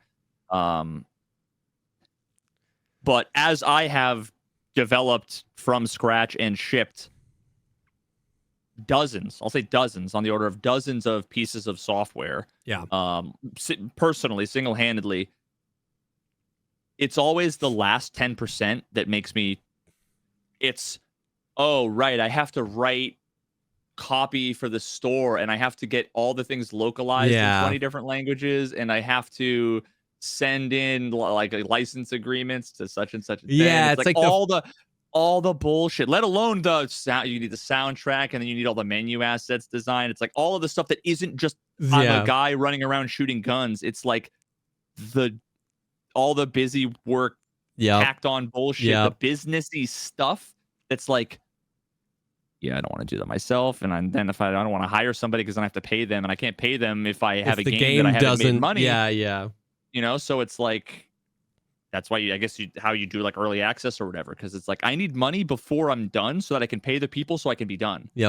Because it would be crazy for me to say, and this is actually what who was it? I don't know if it was from Indie Game the movie or whatever, but basically someone like sold their house and was like, I'm using that money to like $200,000 or $300,000 to like fund the development of this thing. And it's like, if it fails,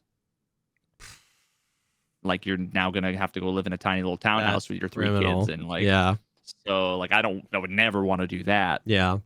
So I guess it's a solo project, so I guess it's never gonna be done. But something, dude, I hope someone makes something like that. Outside of that, gaming, I've still been kind of all over the place. I've been playing some Armor Reforger still, just like having a blast with that kind of experience. Playing Delta Force, the Black Hawk Down campaign comes out tomorrow. Been playing Tarkov. We started our next 1 to 15 challenge. So I did a video that was like 1 to 15 Ketters only, and then we did pistols only, and so we're doing shotguns only, which has been it's been like fun. That must be was that the easiest of the 3? Well, we just started it. It has been easier than pistols, but I don't know. I hate shotguns in Tarkov, bro. I freaking hate them. There's without flechette, I hate them too. Yeah, exactly. And that's the thing. It's like, I can show you some clips where like I really. At this point, I don't know nor have the like desire to like investigate if something is a bug. But like at one point, like a scav killed Velian, and then I peeked up over the thing, and I was like maybe 14 yards away from him, and I shot him. I emptied my entire. He was like bugged where he was like looking at me and calming, but not shooting at me. So I just got lucky that I didn't die. And I put all 6 rounds of 7mm buck or express buck right to the center of mass, because like you kind of want to shoot a little low because it kind of cones out. 1, 2, 3, 4, 5, 6 didn't die. Reload, walk up, and then I get close and I kill him. And I'm like, I don't even know anymore. There's just no range. You know what I mean? You have no range. Like the effective range, even of a Keter, is like if the scav is standing still, I can hit him at 50 meters. You know what I mean? Like with the shotgun, it's like past 11, you're just GG's. You're done. Bye bye. But close range, it's like you kind of actually have an opportunity to go sicko mode on a juice PMC, because if he's wearing a ULAC, you just shoot him in the face. You know what I mean? So it's like, it's been fun.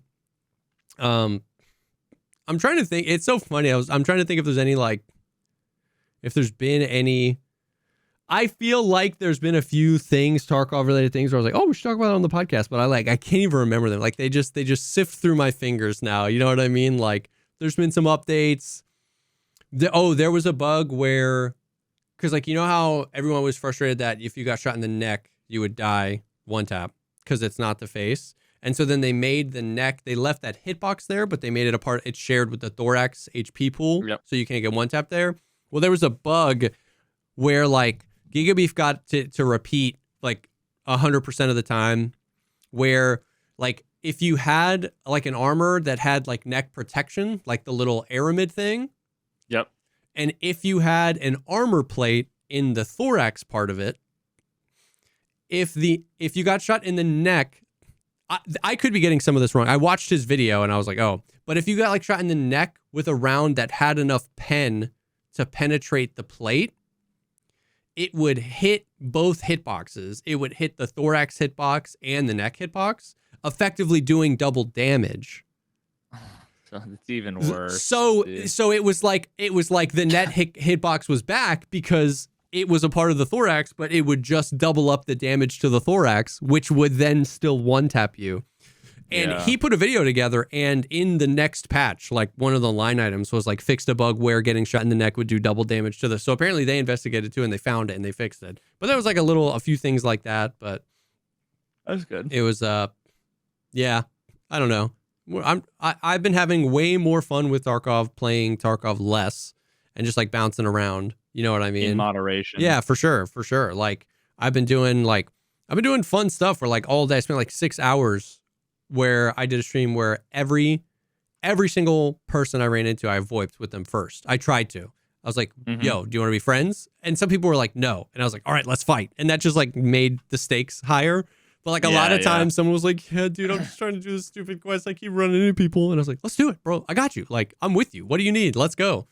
And like, that's been like so fun. Completely different way to play. Because I'm just so craving that emergent anything. Any sort of like storytelling to happen. So when you're like, hey, yo, I'm chill. Do you want to be friends? When you're like hearing their voice, they're like, bro, I just need to get up on top and do signal. I'm like, bro, I will die for you. I am your man. I will body block you for the rest of this raid. And I'm going to drop all my gear for you when we get to the extract. Like, I am yours. Just in that one little, you just hear it in the tone of their voice. And I'm like, bro. They're so tired. Dude, they're so tired. And I'm like, oh, yes. So I've been like getting a lot of enjoyment out of playing Tarkov. Trying to do it differently and like have fun, and then go play Delta Force, and then go play Exoborn, and then go play whatever. God, can you fucking imagine if like you were, you know, like this crazy experience with somebody? It's so much fun, right? Like you gave them all the stuff. You're on your way out. You get in a fight, and like you're just like go, and you fucking die, and you have no idea if they ever got out. But you're just like, I have to believe that Timmy made it. You know? Yes, exactly. Oh yeah, those were awesome. Yeah, so stuff like that's been mad fun. But like, yeah, I'm kind of like all over the place, having fun. I don't really know. Yeah, I don't. There's not like a. I like miss having one game to like fully sink into, because that's kind of always just how I've been, even pre-streaming, right? Like I would just play one game for like 2 months and then I would go play another game.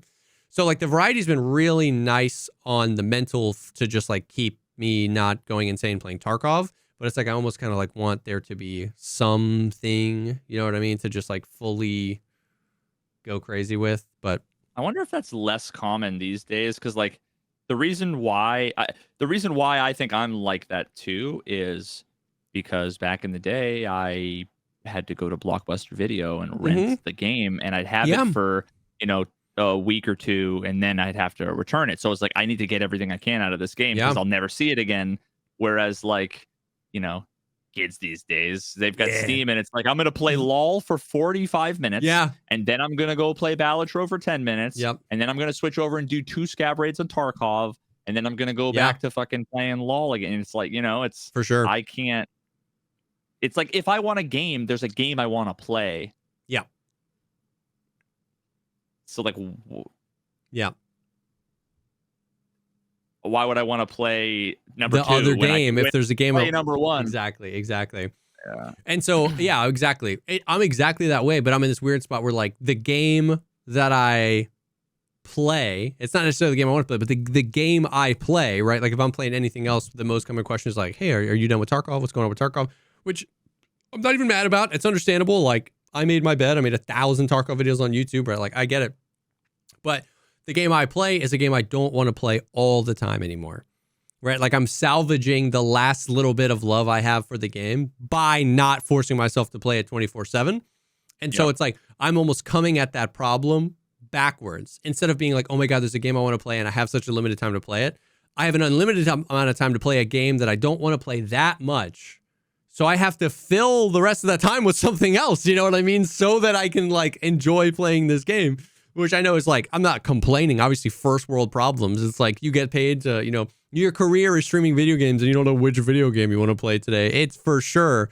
But that's kind of where I'm at, where I'm kind of like bouncing all over the place and enjoying that, but kind of looking over the horizon at like, okay, well, what's like, eventually I kind of want to like land somewhere, you know what I mean? And I don't know what that is yet.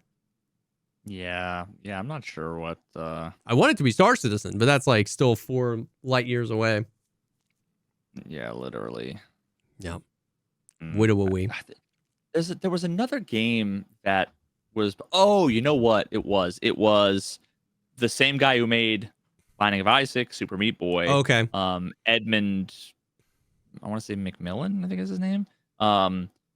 He has been working on a game that he's been like super active recently on Twitter about. He's like so excited and so proud of this game. That's sick. I'm so excited to play it. He basically is like, this is my best game yet. Dang. So what it is, it's first of all, it's the greatest name. I almost feel like he thought of the name and then was like, what game can I need make? to make a game from the game is called Mugenics. Mugenics? Yes, and it's I'm actually not 100% sure if it's like a deck builder roguelike, but I almost also think it's like, was it Darkest Dungeon or one of those other games where it's almost like you've got like the 3 characters like fighting each other, like almost Final Fantasy-esque, but it's breeding cats. Mugenics. But so it's like, it's all about breeding cats. It's all about cats fucking, basically. That's crazy. And there's a whole family tree evolutionary thing that comes from it. So that gives you the roguelike where it's like, almost imagine taking a card in Balatro that you have stamps on and another one and being like, give me a random mix of the two. Yeah, mix of these two. Holy. Which is kind of actually, Inscription had elements of that where there was some like, you take a card and the guy would like cut the card in half and like paste it together. So it was just like a combination of the two. But yeah, so it's all about like cats and combat, and it's the same kind of sort of similar art style and like dark humor as Isaac. So I just want to pull up his thing real quick.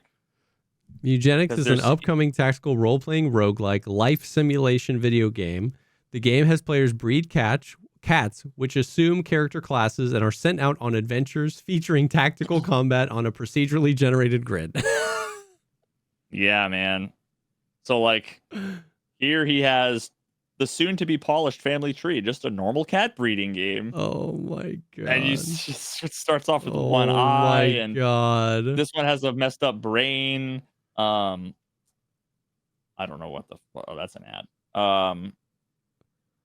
Oh, that's his daughter. Oh, he's like, she's she's kind of a vibe. Oh my God. She's giving the middle finger. He has a bunch of little snippets here and there, and he's been posting. Almost every day he does like AMAs, where he's just like, I got 20 minutes to talk about the game. Like, anybody have any questions? So this one, Luke caught bird flu. Oh my God. Oh God, what happened to him? So there's all these kinds of like mutations and crazy things. The worst disorder in the game is psychosis. Yeah, dude, there's just so many things, and I'm interested in like the synergies and stuff, because with Isaac, it's like one of the greatest collections of like synergies. Yeah. Apparently, it's 85% done content wise. It just has to polish, balance. Oh my God, Mugenics. That's dude, crazy. I can't wait to play it because I'm sure it's gonna be so much fun. And if he says it's his best game yet, and Super Meat Boy was a masterpiece, Binding of Isaac was a fucking masterpiece. Yeah. That's wild. Yeah. That's cool. That reminded me what I was saying, that I wanted Star Citizen to be it.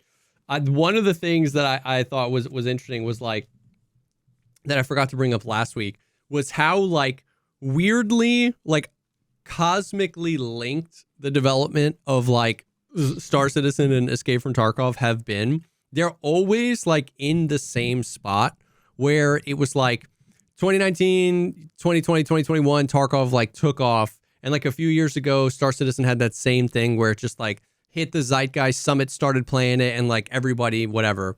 It was like last year, I think, BSG had the like Unheard controversy. And like the same year, they had some big like monetization controversy. And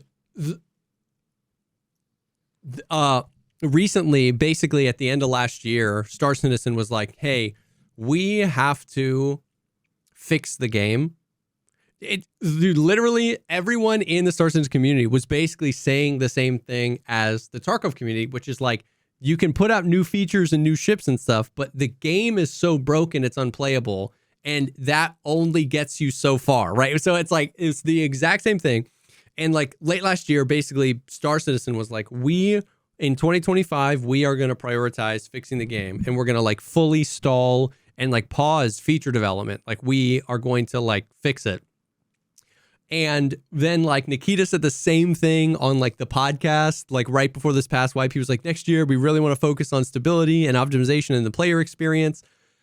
And then recently, like a week ago, Star Citizen did a 3-hour podcast with their chief like technical guy, the guy in charge of like all the tech, a 3-hour podcast where they line by line basically went through the most egregious bugs in the game, by players, why they hadn't been fixed up until this point, what they are doing to fix it, how they're reprioritizing their game development, how they're going to like do teams. Like it was like this super like reassuring. Now, at the end of the day, it's always talk is cheap, you got to do it. But the way in which they communicated it was like very, here are the bugs. We understand that, like, we know that this bug is a thing. We know that this is stopping the experience. Here's why it hasn't been fixed. It requires a complete rewrite of code that we wrote in 2012 when the game was new, and that we've been putting it off, but we're going to do it this year. We're going to pull teams. And he talked about like how like he gives teams, like they're called Joker cards, where like a team that's working on a thing can play a Joker card, and basically all they get priority and all other devs have to help them get a thing past the finish line. If they're like, we just can't, we just need more, they play the Joker card, boom. So he was like talking about all this stuff. That's neat. Yeah. And the same week, like 2 days later, they do this 3-hour podcast. BSG basically tweets, they were like, hey, we want 2025 to be a year where we focus on stability and performance and fix the game. So go to this Reddit thread and let us know what the issues with the game are. Wait, was that recent? Yes. Let me pull it up so that I get the wording right. Wait a minute. Didn't they say that like last year? Brother. Remember the last roadmap, right? It was the whole like dude. I thought you were talking about like June of last year. They said this. Let's see. February 11th. 9 days ago. Escape from Tarkov is a complex project, and we want to stay in close contact with our community with an up-to-date understanding of issues that concern them. We have recently launched a thread on the Escape from Tarkov subreddit to gather and prioritize data. This thread aims to collect the most pressing and regular issues that players face.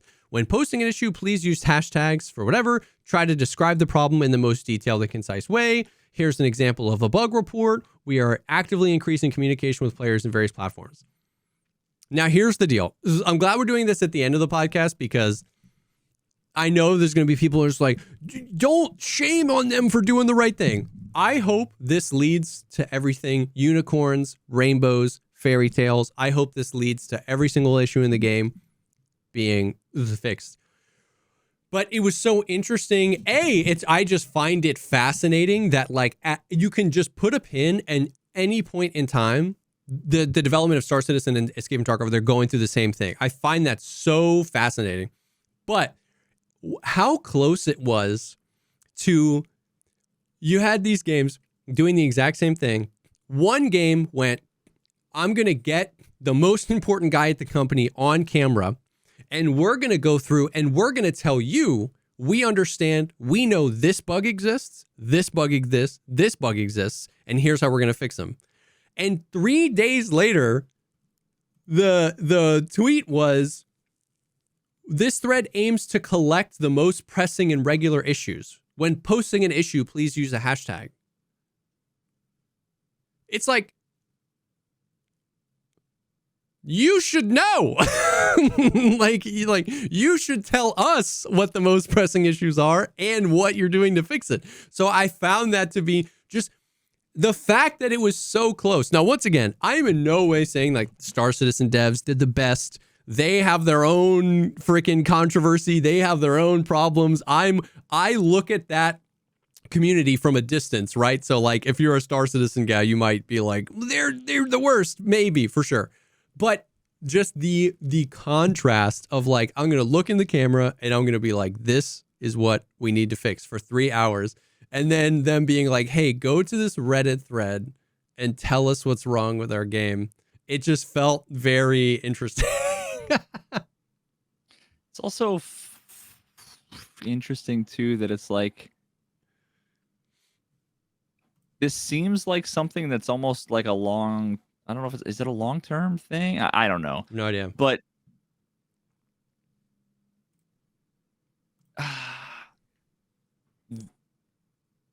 the information they should be getting that will maximize the chances of success are, and everybody in chat is pretty much fucking pretty much saying it's like audio, netcode, AI, performance. The AI, yeah, like that. I mean, that's it, right?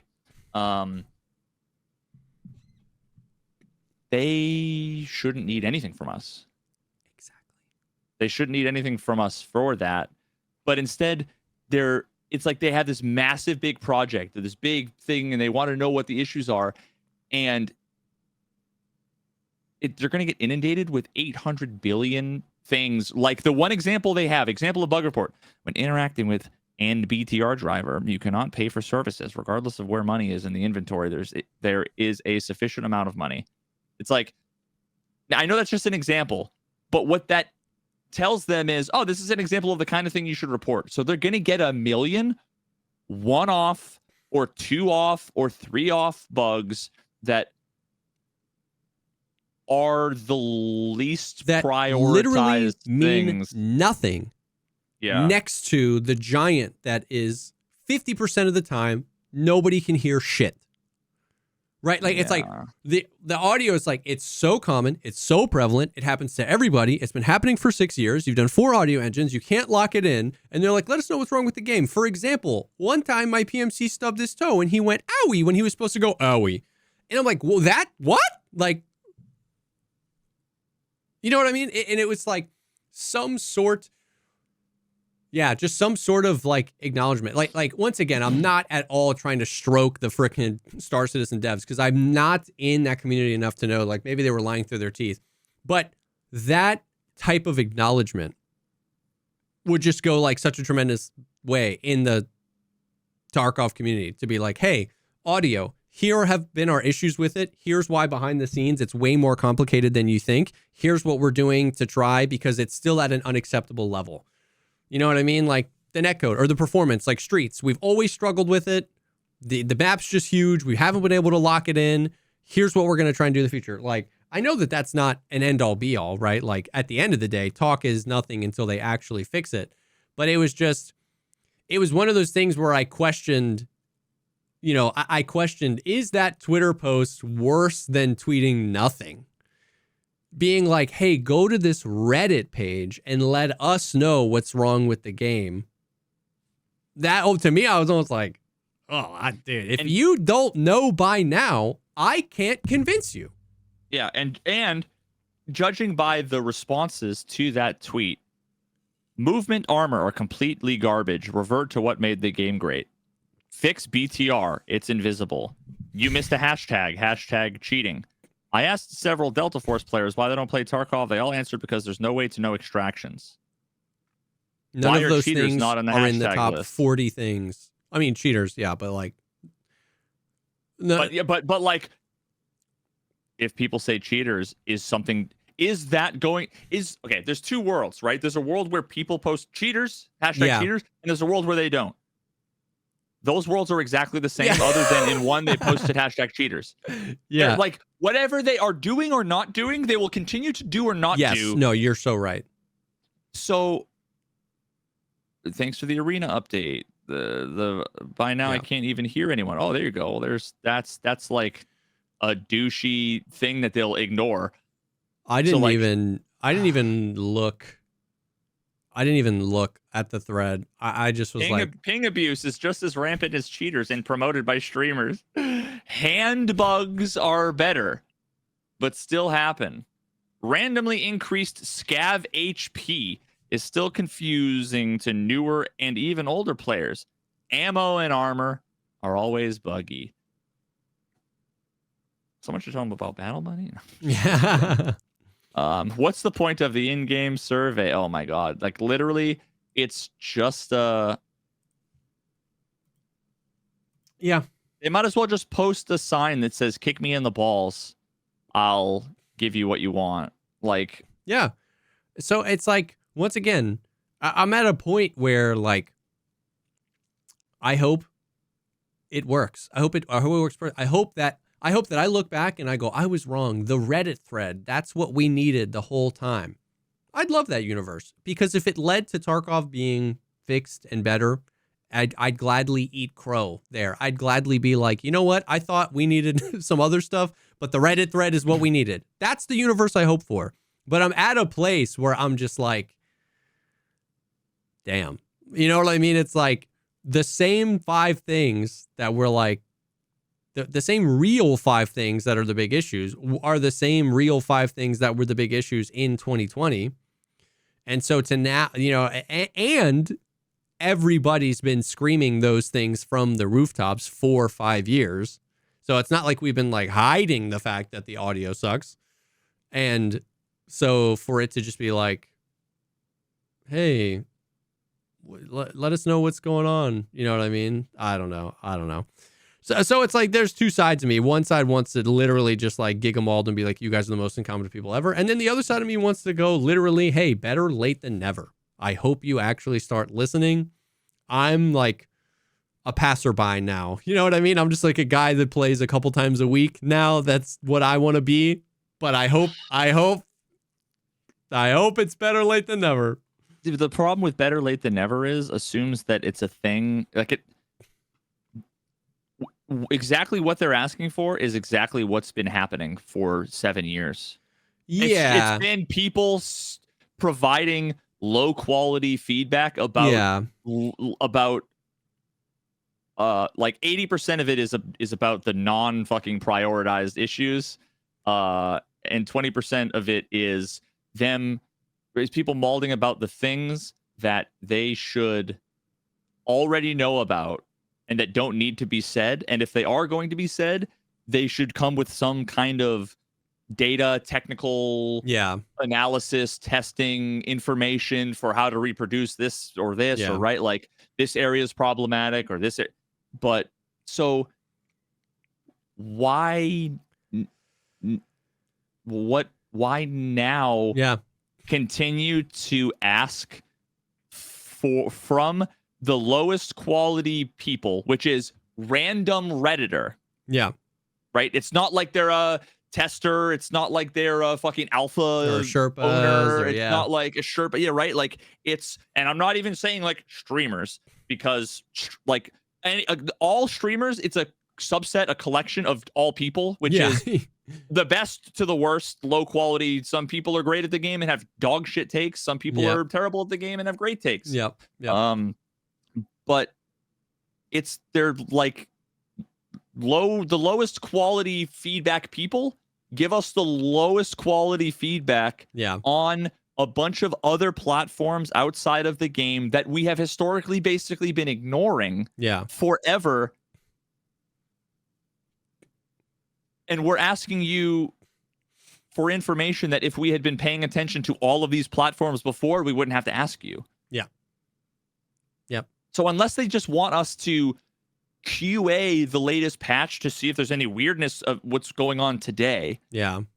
If they care about the future of the game and shipping it, they shouldn't be asking anyone anything. Yeah. They should already know. It And was if like it's like the last week when I was talking about the games industry, and you were like, no, I'm one step beyond that. You were like, if you need to say it out loud, then that is already proving that the people who need to hear it won't need to hear it. This is like the reverse. I felt like when they tweeted this, I was like, if you have to ask, I don't think I could tell you. yeah, Like at this point, if you have to ask what are the biggest issues with the game, I don't think I could communicate them into whatever language your brain processes. I don't think I know that language. If at this point you have to ask the question, I don't think I could. I don't think no amount of data testing or anything, like you said, and I just don't think I can communicate it to you at this point if you have to ask. So I don't know. Like, I just kind of left it alone. If you don't know the problems of the software you wrote when you wrote it, okay, that's one thing. Things are complicated. People are doing only subsets. You can't know all of it, whatever. So then if your QA people can't know the state of your game that you built, that they're testing, okay, well now it's starting to be questionable enough that like, okay, well it's a beta. If the early access beta testers and their experience that they give you isn't enough for you to know, then the 5 to 10 million players that have been saying things all day, every day on every platform, all the time, constantly, and all of the long form video essays and 24-hour streams that are done by 100,000 fucking content creators constantly. If that's not enough to give you the information you need, then making a Reddit post and saying, hey, everybody put your feedback. It's like, it's too little too late, my guys. Yeah. So I thought that was interesting that they did it, and interesting of the timing to literally get like a contrast of the way the CIG devs did it. And they both could be blowing smoke up each community's ass, but the way that CIG did it, I was like, oh damn, that was kind of nice. And then the other one was like a tweet. So it was like one cringe platform I'm trying to spend less time on, and it directed me to another cringe platform I'm trying to spend less time on. I was like, oh shoot. How many developers, how many people are working on Star Citizen as it compares to like BSG, do you think? There's like 1,300 devs working on Star Citizen. They at this point they have like 5 studios working on the game. A couple in the EU, a couple in the US. What Star Citizen has is orders of magnitude more complex and janky in terms of interactions and features and whatever than Tarkov. Yeah. So what I was basically trying to figure out, like, if they can have all of that complexity and still be like, these are the problems and we know what the priorities are. Yeah. Because the argument against kind of the whole, like, how do you not know? And I can sympathize, which is kind of why I went through the hierarchy of like the devs don't know. Yeah. Kind of reasonable. The testers don't know, a little bit less reasonable, is the fact that there's an infinite number of things and interactions and experiences to test. So you have a fucking Ryzen 9-year-old, whatever, with this graphics card and this GPU playing with all of these graphics settings on Shoreline, and you were using this gun with this ammo, with this suppressor, it's you infinite. have these skills, you're working on this quest, and that's just your character. But then there's the environment, the other characters, the AI, whatever, and every day you're tweaking knobs all over the place. You can't possibly know, hey, when I go to double tap R on the 3rd floor of dorms, the magazine falls through the floor. Yep. There's no reasonable way that you would expect. How did QA not check this? Are you going to double tap reload in every room, every in square the game? inch with every gun and every and then single tap reload with every magazine, with every ammo in it, in every gun, with every combination of attachments and stocks? Like, no, it's unreasonable. Some of that can be taken care of with some automation, but not to the extent that we're talking about. But then what you end up with is a bunch of, like, the things that they wouldn't know about should be the crazy one-off obscure things. Yes. That when they happen enough to be a problem, you have enough people mentioning it that you should be able to hear it. It should bubble up to the point where it's like, oh, 7 people all reported this very specific set of circumstances. Okay, let's like add that to the list. Yeah. If one person experiences, if they describe the perfect, set of circumstances, that's a very specific bug that like no one's ever reported, no one cares about. It's a travesty that anybody at Battle State would waste any of their time doing anything. Yeah. Reading that and thinking that should go on a list somewhere for them to prioritize later. Yeah. When it's like, make the game, the fundamental aspects of the game function. Exactly. That's the stuff that would be their version of like the Bethesda jank, where like if the rest of the game, if the pillars of the game functioned, you know what I mean? Not perfectly, not flawlessly, but at like a B tier or a A tier, those things, when they would happen, that would be the time for you to say like, it's a beta, like new patch, some physics engine weirdness. That's funny. I'll report this bug.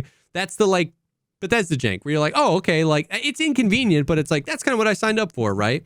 But like 6 years of the audio, 6 years of the performance getting worse every year. Like I'll stand on, I think this patch is optimization and performance wise the worst I've ever played. I could be proven wrong about that. You know what I mean? Maybe I've got rose colored glasses for a few patches where it was worse and I was in the honeymoon phase.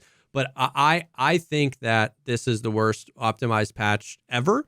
And we're 6 years in. So it's like, that's the kind of stuff where that's where I don't accept the like, oh, it's just some jank, we're in the beta. Or like you said, that's not the stuff I would expect to maybe fly under the radar. Like this, the audio, the netcode, the scav AI, the spawn system, the performance, that kind of stuff. It's just like, dude, I don't know. You see, and then I see things from like bushy-tailed, bright-eyed, fucking usually like newer people to Tarkov that are like I'm reading a tweet. The game's honestly in a very good state. Yeah. Once the obvious issues get resolved, this game's going to be nuts. It's like, oh, sweet summer child. Once the obvious issues get resolved. Yeah. Yeah. The fucking Israel-Palestine conflict, like once we get that resolved, dude, things are going to be cool there. Yeah. We'll turn it into a fucking resort. It'll be great. Yeah. Yeah. Yeah. I had someone in chat earlier doing that. And like it's so funny. I never like raised my voice or got mad or argued with somebody. Actually, at one point I asked him to elaborate on something and I was like, I disagree with this, but I get where you're coming from here. And he got to the point where I ended up timing him out just because like he wouldn't let it go. But I was like, I'm really not trying to be mad at you. Like I'm trying to like vibe, like we can vibe. But it was basically that. It was like BSG's going way over and above with their communication, better than any other game dev. And we just have to give them time. And it's like, and it's just like, how do I like put you in a time capsule and send you 6 years in the future and you wake up and it's exactly the same?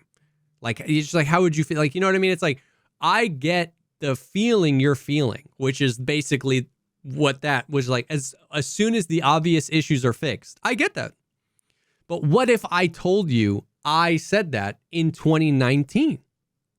Yeah. How much weight is that as soon as doing in that sentence? As soon as they're fixed, are you prepared to wait a decade?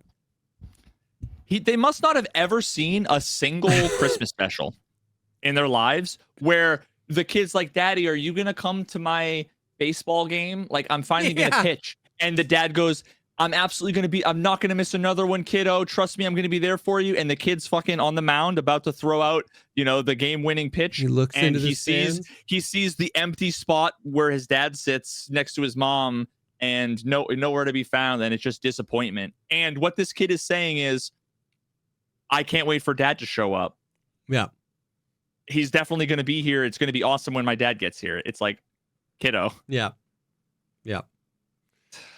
So it was interesting. Yeah. The whole thing of it, like what they said, when they said it, the contrast of the other, I was just like, damn. But I don't know. Hey man, we're vibing.